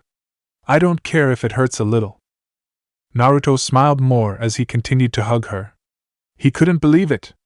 She was finally awake after all of this time. He didn't know what to think. After another few moments they broke away. Granny Tsunade said that you were in a coma. She said that the strange jutsu that you used exhausted your body and that your body shut down because of it. You were asleep for 3 days and we didn't know when you would wake up. But I'm awake now and that's all that matters, she said, smiling with closed eyes. You're right, Naruto grinned as he looked down onto the sheets. Then a thought clicked. Oh right. Here's some water. I know you must be thirsty. She watched as he picked up her glass and handed it to her. She took the water and drank it quickly, not even leaving a drop behind. She sighed as she finished and put the glass down. She really needed that. My mouth was dry, but I'm glad that you gave that to me. Thank you? Don't mention it. Naruto waved his hand. I figured you'd be thirsty. Konan smiled as well before she stared down at her sheets. There was a lot swirling in her mind as she contemplated what to say. Her face took on a more pensive nature. Naruto-kun. There's something I would like to say. Her hand gripped the bed sheet in a fidgeting manner. Her heart started to beat faster as she began to talk. Over the period of time that we've been together, She gulped as she tried to reel in her emotions, but that was proving hard to do. What? What is it? Naruto asked her. He was honestly curious about what she could be thinking so hard about. He was sure that the war had taken its toll on her, and figured she wanted to talk about it. Well, let's wait on that one, Konan said as she continued. Why don't we start with how you defeated Sasuke? Flashback. The fight between Naruto and Sasuke was short-lived. It didn't help that Sasuke used the Izanagi twice to try and escape bad deaths, but no matter what he tried, he never had a third eye to save him. Naruto had finally done it. Tears welled in his eyes as he looked at Sasuke's bewildered face. Naruto saw as Sasuke slumped on the ground. A large part of him was blown away by the senjutsu-powered Rinnegan that he created against him. The coughing that Sasuke did was fading as time passed. Blood escaped from his eyes and mouth, and he shivered uncontrollably. With his eyes permanently gone through the use of Izanagi, Sasuke couldn't see Naruto, and his attempts to fight Naruto were severely limited. As he lay there, he chuckled. It was a melancholic one, say Naruto. Naruto looked down to his fallen teammate and frowned. He never wanted Sasuke to go through any of this. He didn't want any of this. He waited for Sasuke to continue. Yeah? I hate you. Naruto's eyes lowered in sadness. I hate you too. Sasuke laughed softly. Idiot, you've always been a terrible liar. And you've always been a terrible friend. Naruto didn't laugh like Sasuke did. What could he say? Sasuke has always been terrible at this, and it only got worse once he left the village. Naruto could never forgive Sasuke for killing Sakura. What he did was indisputably horrendous. Sakura meant just about everything to Naruto. She was his friend for so long, and they became so close. Sasuke took that all away. But why are you crying? Naruto was standing stiffly, wiping his eyes with his forearm. He couldn't stop the tears that flowed down his face. He knew that his friend was evil, but yet there was something deep down that made him remember that Sasuke was just a friend that got lost along the way. I'm sorry. Sasuke turned his head away from the direction of the sound of Naruto's voice. The loss of will appeared in his voice. What do you have to be sorry for? He already knew. This was a path that he had chosen. He even saw his brother and talked to him again, only to fall into his same rhythm. He never really understood what his brother was doing or how he thought. Maybe if he listened to his brother more? There were many regrets that seemed to pile upon Sasuke as he lay there, but he couldn't put any of them into words. The light from his life was fading away, and he could only sigh a long sigh. He just wanted to sleep. Naruto noticed that Sasuke stopped moving. This was hard on him, but he couldn't do anything about it. He had to make this happen. His eyes lost their luster, and he just sat there beside Sasuke quietly. Sasuke dying left a bitter taste in his mouth. It didn't feel like a win. No matter what, it always felt like a loss. Sasuke chose his path. Naruto frowned as he looked back down to his clasped hands and twiddling thumbs. He already knew that, but it didn't make things any easier. He sat quietly as Konan kept talking. No matter what, Naruto-kun, you tried your best and worked hard at bringing him back. Her hand laid on top of his hands in a gentle manner. I would have never had the strength like yours to persevere so long to try and save someone. I was never that brave. Naruto looked over to her and smiled. His smile was genuine, but held sadness within it. But Konan, you watched over Nagato during his reign as Pain. Weren't you always there for him? Konan looked away from him and turned to the window. Her eyes gazed at the sunlight that shined outside and showed the greenery that enveloped the village. She sighed. Nagato was a broken man. His mind was riddled with guilt about Yahiko passing away. It ate away at him and caused him to spiral into madness. Konan looked down to her blanket in remorse. I didn't do anything. I only watched him turn into the monster he became, and I let it happen. I was afraid that he would shun me. I was afraid that he would think that I am turning against him. How could I, his last friend, do something like tell him that he's turning into a monster? Her eyes began to tear up. Naruto's mouth drew into a thin line as she kept speaking. I did what I had to, Naruto. I stayed with him and tried to protect him, even if his ideals weren't my own. I just wanted the madness to end. Konan wiped her eyes with her hands as she sniffled. These memories were a difficult topic to deal with, and she was never one to talk about them. They were things that she wanted to keep locked away. But there was a boy that changed all of that, Konan continued as Naruto looked up to her in surprise. Naruto-kun. You did what I couldn't do. You came in and saved Nagato. You made him think of another way, that I've wanted to do for so long. To be honest, it hurt me that you could change him so easily as I stood by and did nothing. Her eyes kept focused on the blanket down below. I couldn't believe that such a simple-minded and naive boy could easily change Nagato's mind and open his heart again. But I didn't do anything. Yes, you did, Konan said louder than she wanted. You did something that I could only dream of doing and you made it look so easy. I felt like a failure. Konan, Naruto said as he gained her attention. She looked into his eyes and saw the seriousness embedded within them. You're not a failure. But I never achieved anything, Konan said loudly. I was always standing on the sidelines. I never took the initiative. I was always afraid, Naruto. You know. A failure never realizes their mistakes. They'll just keep blaming something or someone else or giving up. You did neither. Look at you now, Naruto said as he looked her in the eyes and put his hand on her leg. You've survived and realized your mistakes. The only thing you can do now is grow and learn from them, you know? Konan sat there and thought about what Naruto just said. His words were surprisingly well thought out, but he always seemed to have his way with words when it counted. She sighed and smiled lightly. I guess you're right. Naruto smiled as well once the conversation felt like it reached its end. After a few moments, Konan had to ask, Naruto, what happened after I went unconscious? Oh, Naruto said as he brought out his thinking pose. Of course she wouldn't know what happened because after he power spell that she had, she fell unconscious from the overwork of her body. He spoke, well, there was a lot going on. If it wasn't for your help, I probably wouldn't have made it. That strange power that you had really saved us. I didn't even know that you could do something like that. I couldn't. What? Naruto asked bewildered. Well, where did it come from then? Well, when I passed away, Konan said after thinking with her hand to her chin, I met a few people in the afterlife. They were helpful, but I met the Sage of Six Paths and he gave me this power that was reminiscent of his mother. What? Naruto asked in a craze. So Super Gramps that you met in the afterlife gave you a power? I wondered how you got so strong. He was a nice man with an intimidating aura. He was gentle and talked about you in high regard. Why would he talk about me? Naruto asked. Konan pondered that as well. She didn't really know why, and the sage never gave her a precise answer to why he needed her or why he knew Naruto. She figured that it went far beyond her comprehension, so she just smiled softly and used the excuse that she's always used. I think it's because you're the prophetic one.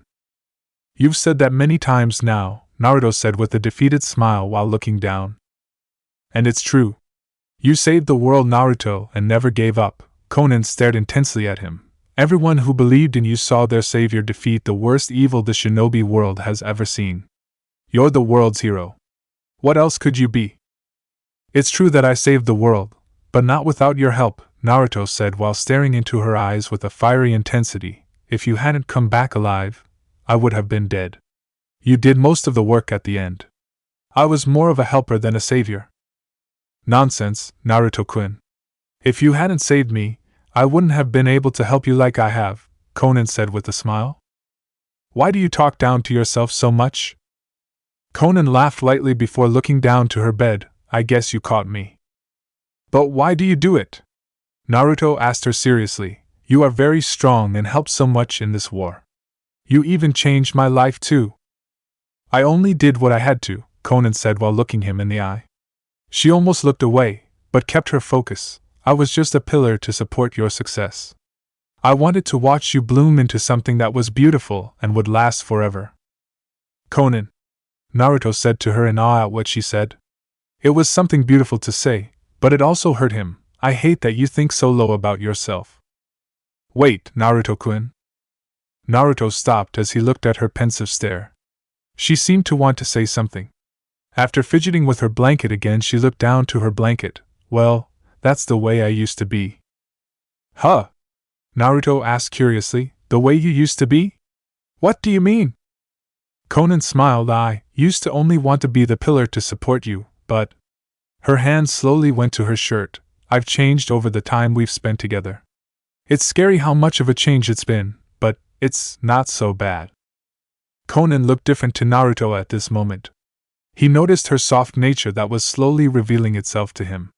He had never seen her like this before. There were many times that Konan had confided in Naruto, but she has never been so open as she had now. When she initially arrived in Konoha, she was cold and didn't want much to do with him. It was difficult to find a comfortable topic without her getting upset. Why were things different now? Are you okay? Konan was surprised at that sudden question, but only lightly giggled at him. I'm better than I have ever been. Naruto noticed that she was motioning for him to sit down on the bed. He didn't really know what was going on but complied nonetheless. As he sat down, he looked back to her. Her eyes looked into his studiously. The look on her face was something Naruto had never seen before. Naruto-kun, Konan started softly, getting his immediate attention. When I first met you, I had no clue what you would become. But once you swayed Nagato, I felt like there was a chance for this world to truly be saved. I saw it in you, Naruto continued, listening with rapt attention.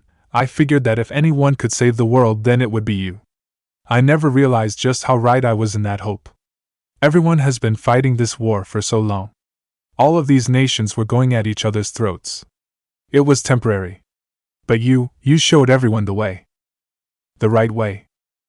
Konan looked as if she gulped lightly. Her throat must have still been parched from only drinking one glass. You persuaded ninja that believed you never had any chance. You defeated the one who orchestrated everything and almost caused the near extinction of all things living. I'm sure that everyone is looking on to you in admiration. Even I. Naruto wanted to retort, but Konan brought a finger to his lips to shush him. Once he stopped, she continued, Naruto, I owe you more than I can ever repay. You've saved my life twice and given me a new lease on life. I've even witnessed you accomplish the lifelong goal of my former teammates, and even my old sensei. Konan slipped from underneath the covers, crawled towards him near the end of the bed. Konan? Naruto's eyes widened in surprise at Konan's sudden movement, but she brought her finger to her lips to silence him again. You've done so much for me, but you've never asked for anything in return. That's why Konan grabbed his shoulders and forced him down onto the bed. Naruto's eyes widened at her sudden advance. He looked up to her and saw the look that she was giving him. Her eyelids lowered and a slight blush dusted her cheeks. The only thing I can offer is myself. My entirety. Naruto couldn't believe what he was hearing. But Konan, didn't you turn me down? What happened? Konan smiled genuinely at him. The look on her face told him everything. I was fighting an internal battle, Naruto-kun. I was fighting against my feelings and never wanted to believe them. I was afraid of taking this chance and losing you. I was afraid that I was too old for you. I was afraid that you would find another woman and leave me. I was afraid of being alone. Konan straddled Naruto's waist as she looked down to him. Her eyes didn't betray her emotions that she was fighting. Naruto, I'm a 32-year-old woman who isn't getting any younger. I've already had both my lover and my best friend die in front of my eyes. I have no family, no friends, and I'm not in my home village of AIM anymore. If it weren't for you, I would have absolutely nothing. Her eyes looked away from him. I just knew that if I let my heart take control again and give in to something new, that it would be taken away from me, just like the others. I didn't want that. Tears began to fall as she sat there on top of him. Streaks rolled down her cheeks as she sniffed softly to try and stop them from rolling anymore. I couldn't do it again, Naruto. The pain was unbearable. Naruto was speechless. Konan was delivering some explosive truths and it was almost too much to take in. He had confessed to her before, and she turned him down. He felt that she would never love him. He wanted to just move on from that and never worry about it again, but here she was, confessing to him. His stomach burned with excitement. Butterflies were breaking free. But Konan started again, breaking his concentration. I can't ignore my feelings any longer. Her eyes looked down to him, and they started to tear up again. I should have embraced this feeling. I know that I'm older. I know that it seems absurd that someone as old as I am could fall for someone like you, but I can't take it anymore because I love you. Naruto blushed deeply at Konan's confession. Konan was telling him something he never believed that he would hear. It brought flashbacks to times when he first met her, to times when she was helping to train him, to times when she confided in him, to times when she supported him. His mind raced as he tried to process it all, but failed at doing that and could only lay there stiffly.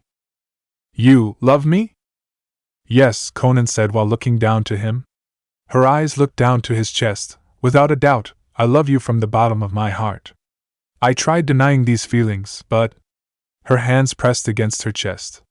Her heart was racing, something kept pushing me towards you. It was as if something else is at work here. Her eyes gazed to the blanket, lost in thought. There were many times where she was catching herself looking at the boy in an unusual way. A way that felt forbidden. There were times when her heart clenched at the mere thought of trying something so outrageous. If it weren't for Jiraiya Sensei and the others, then I probably would have never taken the chance that I'm taking now. Her thoughts dwelled on something that Yahiko mentioned to her, and it seemed to stick. Her lips curved upward at the memory of her comrade's insistence to start a relationship with Naruto. Years ago, I promised myself that I would never fall in love again after Yahiko passed away. I didn't want that pain again, but... Konan leaned forward into Naruto. Her hair splayed on the sides of his face.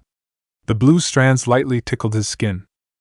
Her breath was hitting his face softly to every word she spoke, and the distance between their faces closed itself with every syllable. Thanks to my unpredictable hero, it looks like I have no choice but to break that promise after all. Naruto felt as Konan's lips pressed against his softly. Her lips were dry, but the feeling itself was electrical. He had never kissed anyone before, so he was nervous at this sudden advance, but Konan easily led him through the motion. Both were experiencing something refreshing that they never realized that they wanted until they started.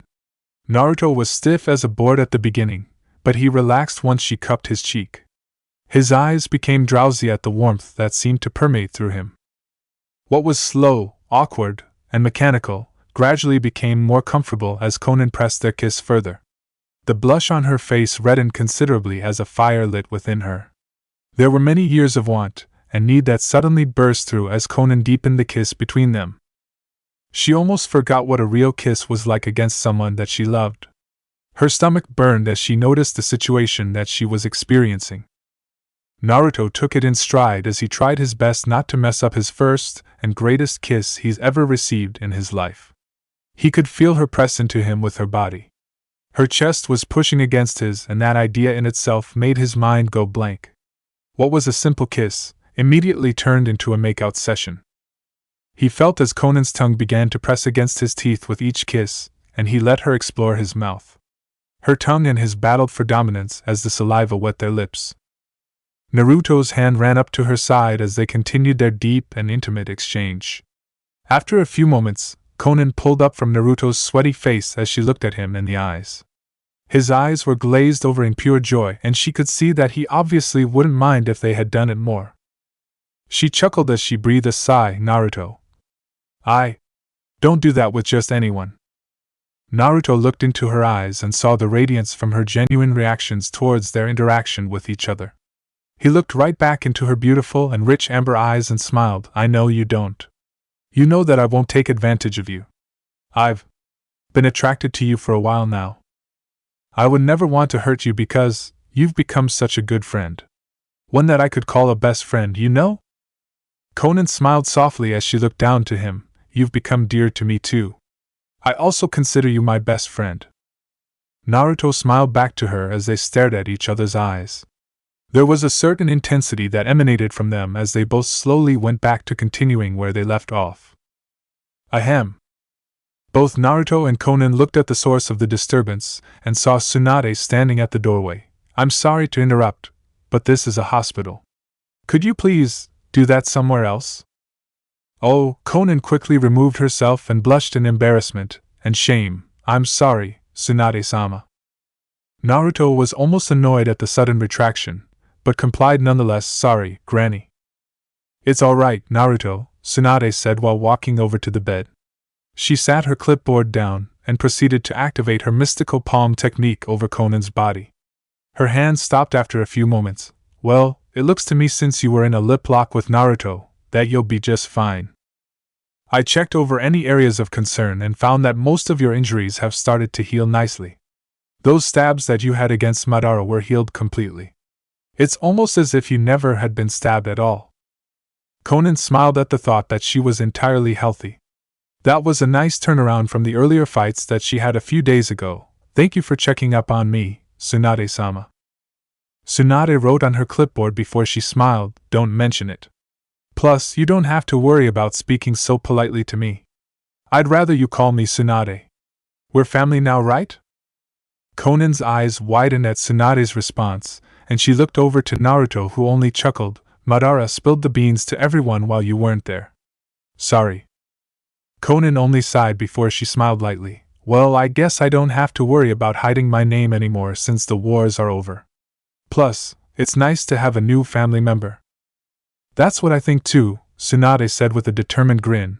But don't think that just because we are family that I will go easy on you if you hurt Naruto. I don't want him to get his heart broken.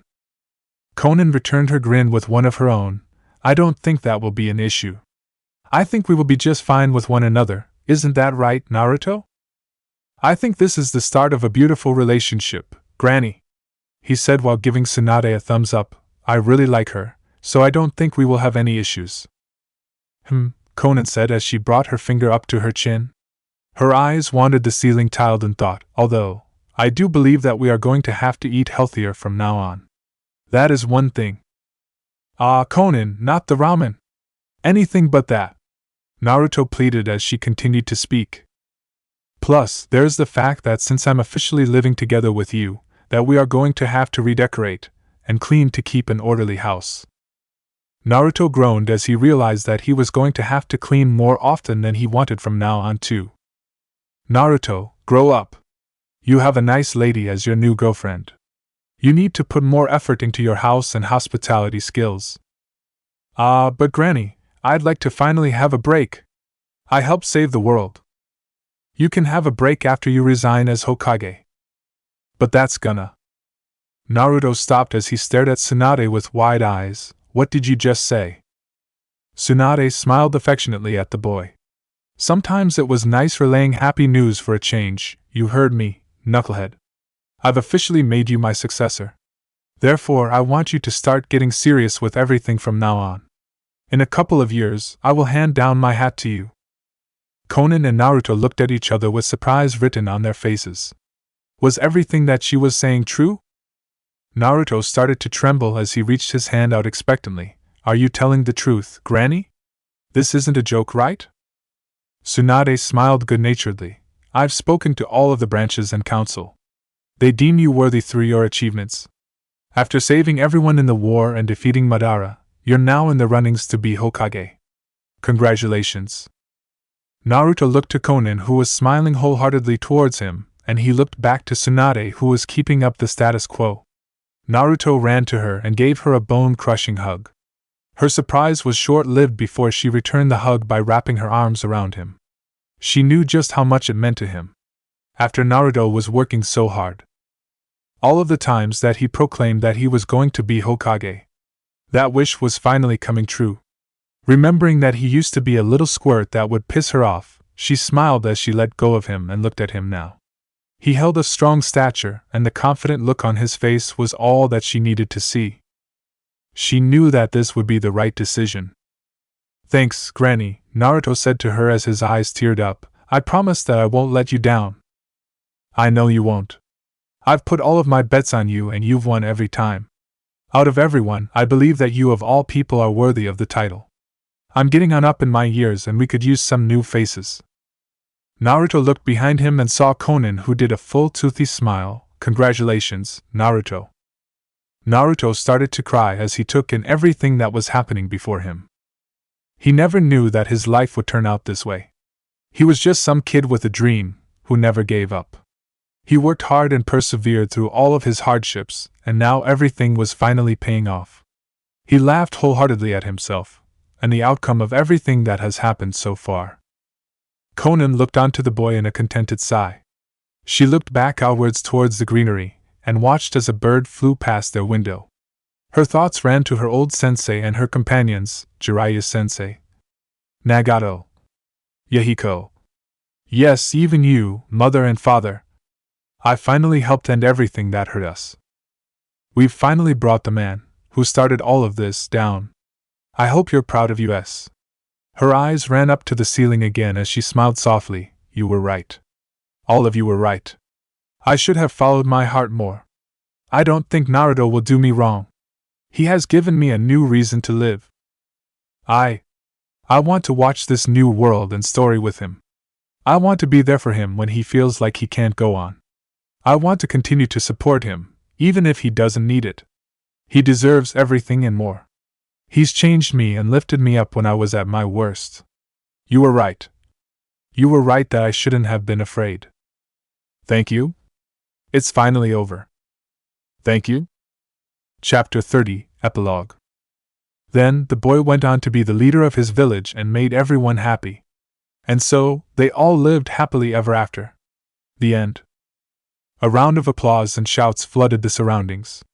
Everyone in the room was excited that the story found such a happy ending. The teacher looked to all of the students and smiled. It wasn't every day that the class would raise so much ruckus for a story. Her eyes landed on a kid with shaggy brown hair who raised his hand, to which the woman nodded to him. Yes, Asahi? So, did they get married?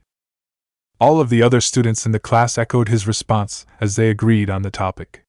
Surprisingly enough, these students were very curious about the story. Normally, when she would tell stories, the kids usually got bored or decided that they wanted to play something else. It would always make her sigh wearily when they did that, but she knew that growing kids obviously wanted to explore more than sit in a chair. Yes, they did get married, the woman smiled to them softly. They were married for many years and are still married today. Many oohs were made as they looked on in curiosity. A girl raised her hand expectantly. Mrs. Uzumaki, I have a question. Yes? Go ahead, the woman said as she closed the book, revealing a woman who didn't look a day over 30 years old. Her eyes, a deepened orange hue that showed warmth. Her blue hair, long and silky, ran to the middle of her back. Her blue eye shadow was still ever present, but the smile that she had never left her face. Is this story really true? The girl asked, surprising Konan. Of course, it's true, Konan said with a small smile. I've witnessed it with my own eyes. You were there? Another boy asked. Yes, I was there, Konan said confidently. If I wasn't there, then none of it would have happened. A knocking rapped against the classroom door, breaking everyone from their concentration. The kids didn't know what was happening, but the teacher smiled in expectance. I wonder who that could be. She walked over to the door and opened it wide, revealing a taller man with white robes walking into the classroom. His stature held confidence, and his smile crept from underneath his large hat. Lord Hokage! All of the kids shouted as he walked into the room. Konan closed the door behind her as she walked beside him. All of the kids held themselves seriously, but excitedly from the village leader that showed up in front of their eyes. Hey kids! The man said as he lifted his head, revealing bright blue eyes and blonde hair that was cut short enough to keep out of his eyes. As you all may have guessed, I'm the 6th Hokage, Naruto Uzumaki.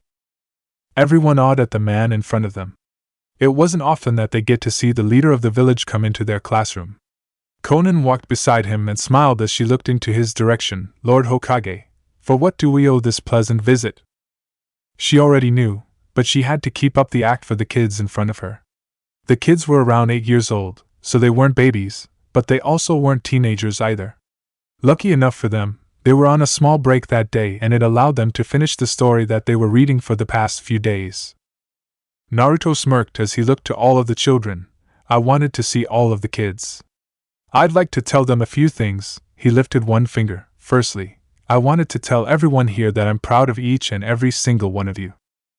Your dedication to your classes is what will propel you forward in life and help you achieve greater things. Naruto's smile widened as he looked at them all. A boy with blonde hair who was a little further back in the class watched him studiously before the Hokage looked up to him and smiled. The boy turned his eyesight away, pretending he had better things to do. Naruto continued with his next finger raised. Secondly, I'd like to mention that this class has received the best grades of the entire school, and I wanted to congratulate you all for working hard. It's amazing that there are so many intelligent children in this class. Lord Hokage, is Mrs. Uzumaki your wife? A girl asked the Hokage curiously. Naruto and Konan looked at each other before he smiled back at the little girl. Why, yes, she is, he stated proudly while wrapping his arm around her waist. She is the best person that I've ever met. So, does that mean that the story she was telling us about was about you? Naruto looked at Konan, who only smiled at him with closed eyes. Naruto began to scratch his cheek in slight embarrassment. Yes, that story is about us. I didn't think that you guys would be interested in our story. Naruto leaned over to Konan while covering his mouth. Hey, I thought that you weren't going to read that story anymore?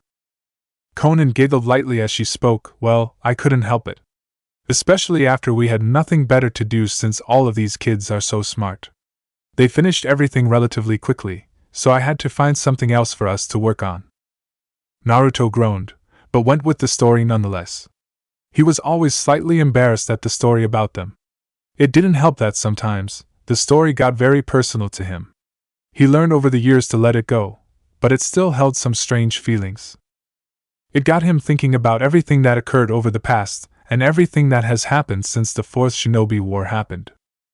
A small smile crept up on his lips before he shook his head and continued, Anyway, I wanted to go on and mention that since this class has been so productive, that you are all given free passes to the brand new Leaf World amusement park that will open next week during National Peace Day.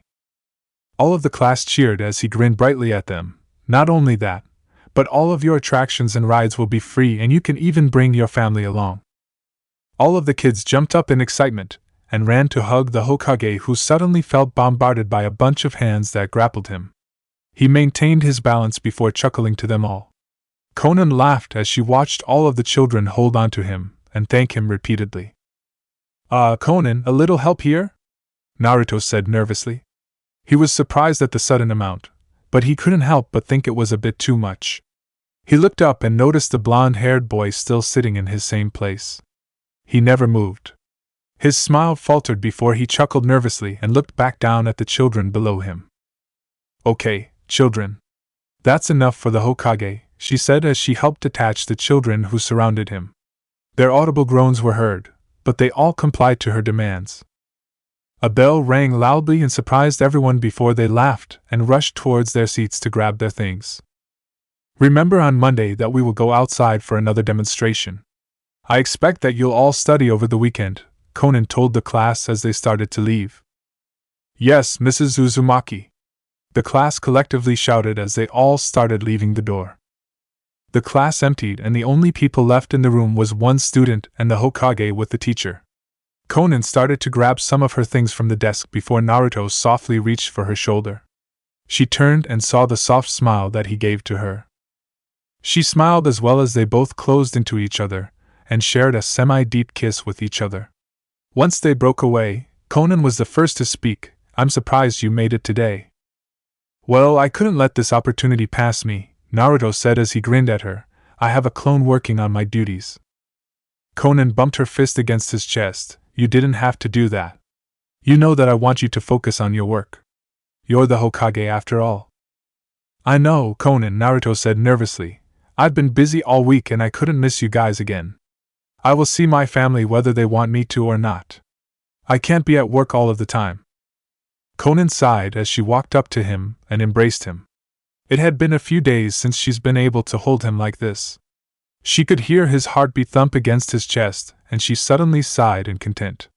Life as a Kage was hard work, but it was amazing how Naruto made things work sometimes. His shadow clone technique was quite useful after all. He wrapped his arms around her and started to rub her back.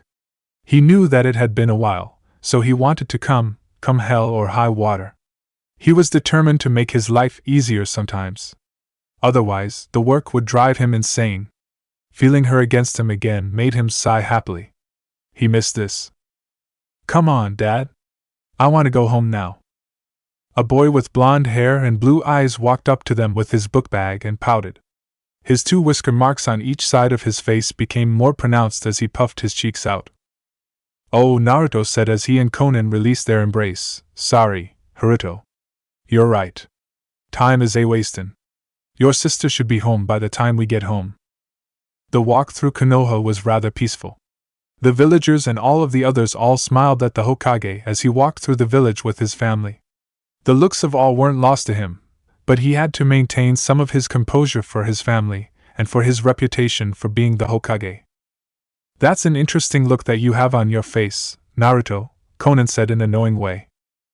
Naruto was surprised at his wife's sudden statement. Well, I've gotten a few reprimands recently by the village council and more specifically, Shikamaru. They want me to look more respectable and wanted me to look stronger, but it's hard. Konan was surprised, but she closed her eyes as she spoke. Naruto, I don't mind if you relax. You're in your home village and everyone here respects you already. Don't worry about trying to keep appearances. Naruto thought quietly before he sighed. His wife was right after all. Yeah, I guess you're right. He relaxed some as he continued to walk through the village. His home wasn't that far from the Hokage Tower, but it did give him enough time to relax with the walk to his home. After rounding a corner, they came up to a house that had various flowers that seemed to take over the front yard. He smiled as he looked at them. It wasn't often when he came home with daylight still peeking from the horizon, but he was happy that he did today. There were many different variations of flowers and they lined the fence with vibrant colors. They all walked up to the front door and opened it. There were stifled giggles that came from the living room and Naruto was curious before he shouted, "Hey, Hanan, I'm home." A loud thud was heard before a girl without shoes on came around the corner. She had blue hair that was similar to her mother's hair and tied in an orange ponytail, but had bright blue eyes. 2 whisker marks adorned her cheeks just like her brother. The 12-year-old's eyes lit up as she ran towards the front door and gave him a bone-crushing hug. He smiled brightly as Hanan shouted with joy. He was happy to see her too. "Daddy? You're finally home. I've missed you," Hanan shouted to her dad. She hasn't seen him for a few days, so being able to see him in the flesh was exciting. She couldn't believe that he was actually there. Wait a minute. It is you, right? Of course it's really me. I wouldn't send a clone out here today. I wanted to spend time with my family. I can't do that if it isn't me, right? Hanan smiled sweetly before she buried her face into his coat. No, I guess not. Shortly thereafter, several small pitter-patters echoed down the hall as 8 creatures showed up with excitement. "Oh, hey guys. Did you miss me too?" Naruto asked the small creatures. They all smiled as they launched towards him with speed and knocking him down. Konan sighed as she walked around the mess that Naruto became on the floor. She wanted to start dinner, since today was a big celebration.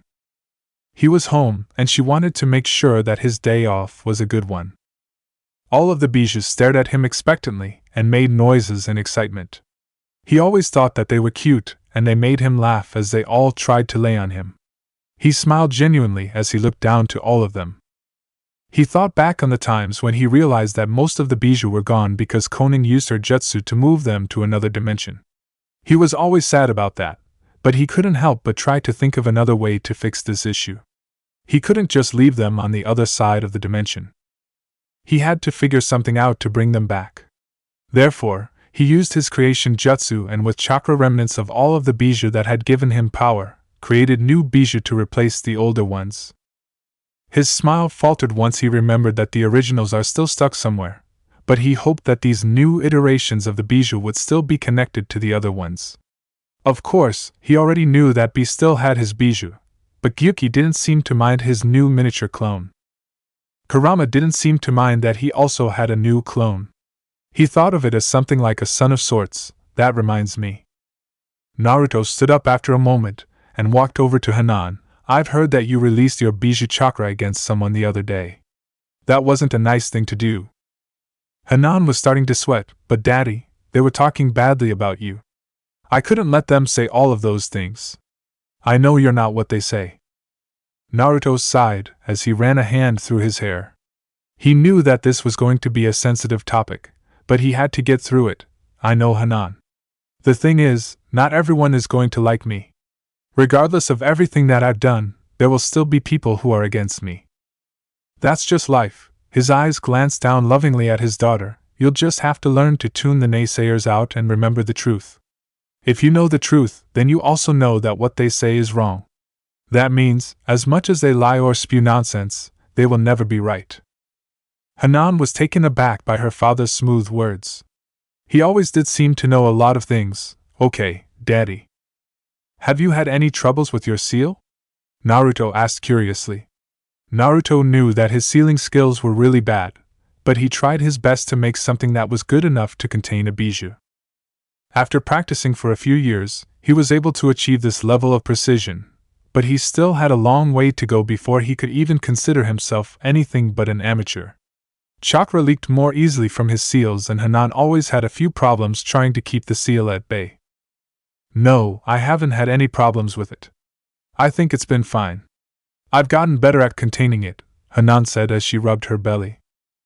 Naruto thought before he went into his head momentarily. Hey, Kurama? Do you think that she will be fine? Is your clone being a disturbance? My clone seems to be okay. He wanted to be with her anyway. I think his trust of her comes from our trust with you, so we aren't trying to cause anything to happen to her, Kurama said thoughtfully. Okay, Kurama. Thanks a lot for your input. I'll still keep a watch on the seal. I need to make sure that he doesn't accidentally get released because of my ineptitude. It looks like I came in at a weird time. A female voice spoke up as he looked behind himself and saw the previous Hokage entering his home. Oh, hey Granny, Naruto said as she closed the door behind her. I'm happy to see you. I'm happy to see you too. It's been a while, she said while grinning. Her hands held onto two bags. One seemed to be loaded with bottles of varying sizes, and the other bag held some kind of cooked food. You brought food? Naruto asked curiously. He didn't expect her to bring something like that over to his house. Yes, I heard from your clone that you were going home today, so I came to bring food and celebrate your rest of the day off. Naruto looked towards the other bag that was filled with booze before he pursed his lips. It looks like you're the one that's going to be partying. Nonsense! Tsunade shouted as she put the bags on the table. This alcohol is for you and Konan as well. Naruto got nervous as he thought back on the last time that she did that. All he remembered was waking up naked with no blanket on, and Konan, who seemingly escaped from his drunken stupor, was in the living room sleeping with a half-drawn blanket on her. He could only imagine his annoying tendencies when he gets drunk, so he wanted to opt out of this new drunken escapade. I'm going to have a limit tonight, Granny. I have work in the morning. Bah! What a hard ass, Tsunade grunted as she started pulling everything out of her bags. You used to be much more fun. I'm not a little kid anymore, Granny, Naruto said, embarrassed at her attack on his character. I have things that I have to do. I can't drink like that anymore. Well, you're right about that, Tsunade said while looking towards Konan. That reminds me. I'm still amazed at how young Konan looks. For a 47-year-old woman, she doesn't look a day over 30. I'm envious. You don't look any different either, Naruto said with obvious annoyance. You've always looked the same since I first met you. You may be right, but you have to understand that I'm using a jutsu to maintain this young appearance. Konan doesn't even have to do anything and she still looks the same. That strange power that she received from the Sage of Six Paths on her forehead really does slow her age, doesn't it? I guess so, Naruto said while bringing his hand up to his chin. But even if she looked older or is the way that she is now, I wouldn't mind either way. Tsunade laughed as she wrapped her arm around his neck and pulled him to her. That's true love if I've ever heard it. Lady Tsunade, please stop teasing him, Konan said as she walked towards them. Although, that was really sweet, Naruto, she kissed him on the cheek as she walked back towards the kitchen with a small smile on her face. She turned quickly and spoke, "Could I trouble you for help, Lady Tsunade?" Tsunade was surprised at the sudden interaction before she broke off from Naruto and walked towards the kitchen. "I'll go help Konan cook. You relax and enjoy being home. It's not every day that you are home anyway." "Thanks, Granny," Naruto said as he got up. He knew that it has been a while since he's been home, so he wanted to make sure that he made the most of it. Naruto was happy. He knew that things were rough in the beginning, but they'd gotten easier over the years. His life has changed drastically over the years, from him being a lonely boy to a loving father with a full family. He never knew that his life would turn out this way. His eyes looked down in sadness as he reflected on the deaths of his former comrades, Sakura and Sasuke. He sometimes wished that they were with him again, that they could enjoy this future with him. He teared up slightly as he found the picture of the three of them with their master Kakashi. It had been forever ago since they both passed away, but the memory of their original team lingered in his mind. He could only wish for a moment that things would have turned out better for the both of them. His eyes gazed upon the picture that he kept of his family in the living room. Both he and Konan had wide, genuine smiles on their faces. Their kids were both smiling together with them, but being somewhat unruly. He laughed as he looked at them. Then, his eyes came across his wedding photo. Their regal appearance was truly astounding, but he looked at Konan's face and saw the image of a woman who seemed as if she was walking on air. She looked like an angel. Naruto smiled as he thought on everything. He knew that he made the right choices. He worked hard. He had to. It was his dream to become Hokage. Having Konan by his side was a decision that he never regretted for a moment. Who knew that saving her would make such a difference in his life? "Daddy?" Naruto, broken from his concentration, looked over to Hanan and only smiled. "Yes?" "Dinner is ready." Naruto grinned wider as he looked towards his family. He saw Tsunade and his son placing plates, bowls, and utensils onto the table. He watched as Konan placed the foods on the table and he sighed in content. He knew that it wasn't perfect, but he didn't want to change a thing. He knew that at the end of the day, that this would be his favorite moment. He walked over from his place and went to the dinner table. Tsunade roused up herself with booze and began laughing loudly. Konan laughed as she listened to Tsunade's story that she started telling. Hanan and Naruto both were intent on sitting down and Naruto decided to sit down as well. Naruto laughed as he watched his godmother laugh herself into a fit. He knew that this night was going to be a night to remember. Such were times like these. But little did he know, these happy times would not last forever. Final author's note for TLO. Well, here we are. We finally made it to the end of this story. I'm surprised that I actually completed it. It took me forever. It took me a total of 2,528 days to complete this story that should have been done in only a year. We are also coming severely close to the 8-year anniversary. It's a good thing that I completed it before then. LOL. But it's done. I hope you guys are happy with the outcome of the story. So, to answer several questions that I'm sure is on everyone's minds. Konan's age did slow because of the Kaguya power that she obtained. She slowed just enough to grow old together with Naruto. That way, they look the same age. The Bijou are stuck in the other dimension because Madara was the Ten Tails form when he got left there. Naruto therefore created new Bijou with the two symbols on his hands that are identical to their original counterparts. But they are back to their younger selves and have a mind of their own. Hanan is a new Jinchuriki because Kurama's miniature wanted to be with the girl at first sight. Much more different than the way Kurama behaved over the years. Konan keeps her power, and it works in a certain way. If when I continue the last one with a sequel, you will see more in depth on how it works. I already have it planned out. Naruto still has all of the pieces of the Bijou inside of him. He just made new Bijou with those pieces. They will also grow with time. Naruto is home way more often than he is in canon for the Boruto series. I can't stand how they did my boy Naruto like that and made him a super square. What kind of lame-ass dad never comes home? Yes, there is a sequel in the works, but don't expect it until later. I have to finish blank page first. It's amazing that I've even thought of the sequel, But that's only because the fight between Naruto and Sasuke with Jigen fueled the flame for the sequel possibility. Not only that, but the time travel arc for Boruto and Sasuke as well got me speculating everything. Ideas have already come to my head, and you guys would love the continuation just as much as the first part of this story. Naruto's hair turned back to blonde during the fight with Madara. The reasoning is quite simple for this story. After he gained all of his powers, they pretty much evened everything out. Now his hair is back to his blonde hair, and you don't have to worry about it being orange or red.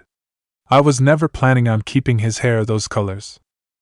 I didn't like it either, but it was important that the hair be orange mainly for symbolism in earlier chapters of the story. Yes, the reason why Konan was saved from the genjutsu that was cast upon her at the beginning of the story with her fight between her and Tobi and Aim was because Naruto went back in time and repaired her mind. His omnipresence helped heal her while he was in the past for a short amount of time. Yes, this was always part of the story. It was my plan to have him go back in time like that. Hanan translated means flower child. I thought it was appropriate given Konan's fondness for flowers. Haruto means sun or sunlight in relation to his hair.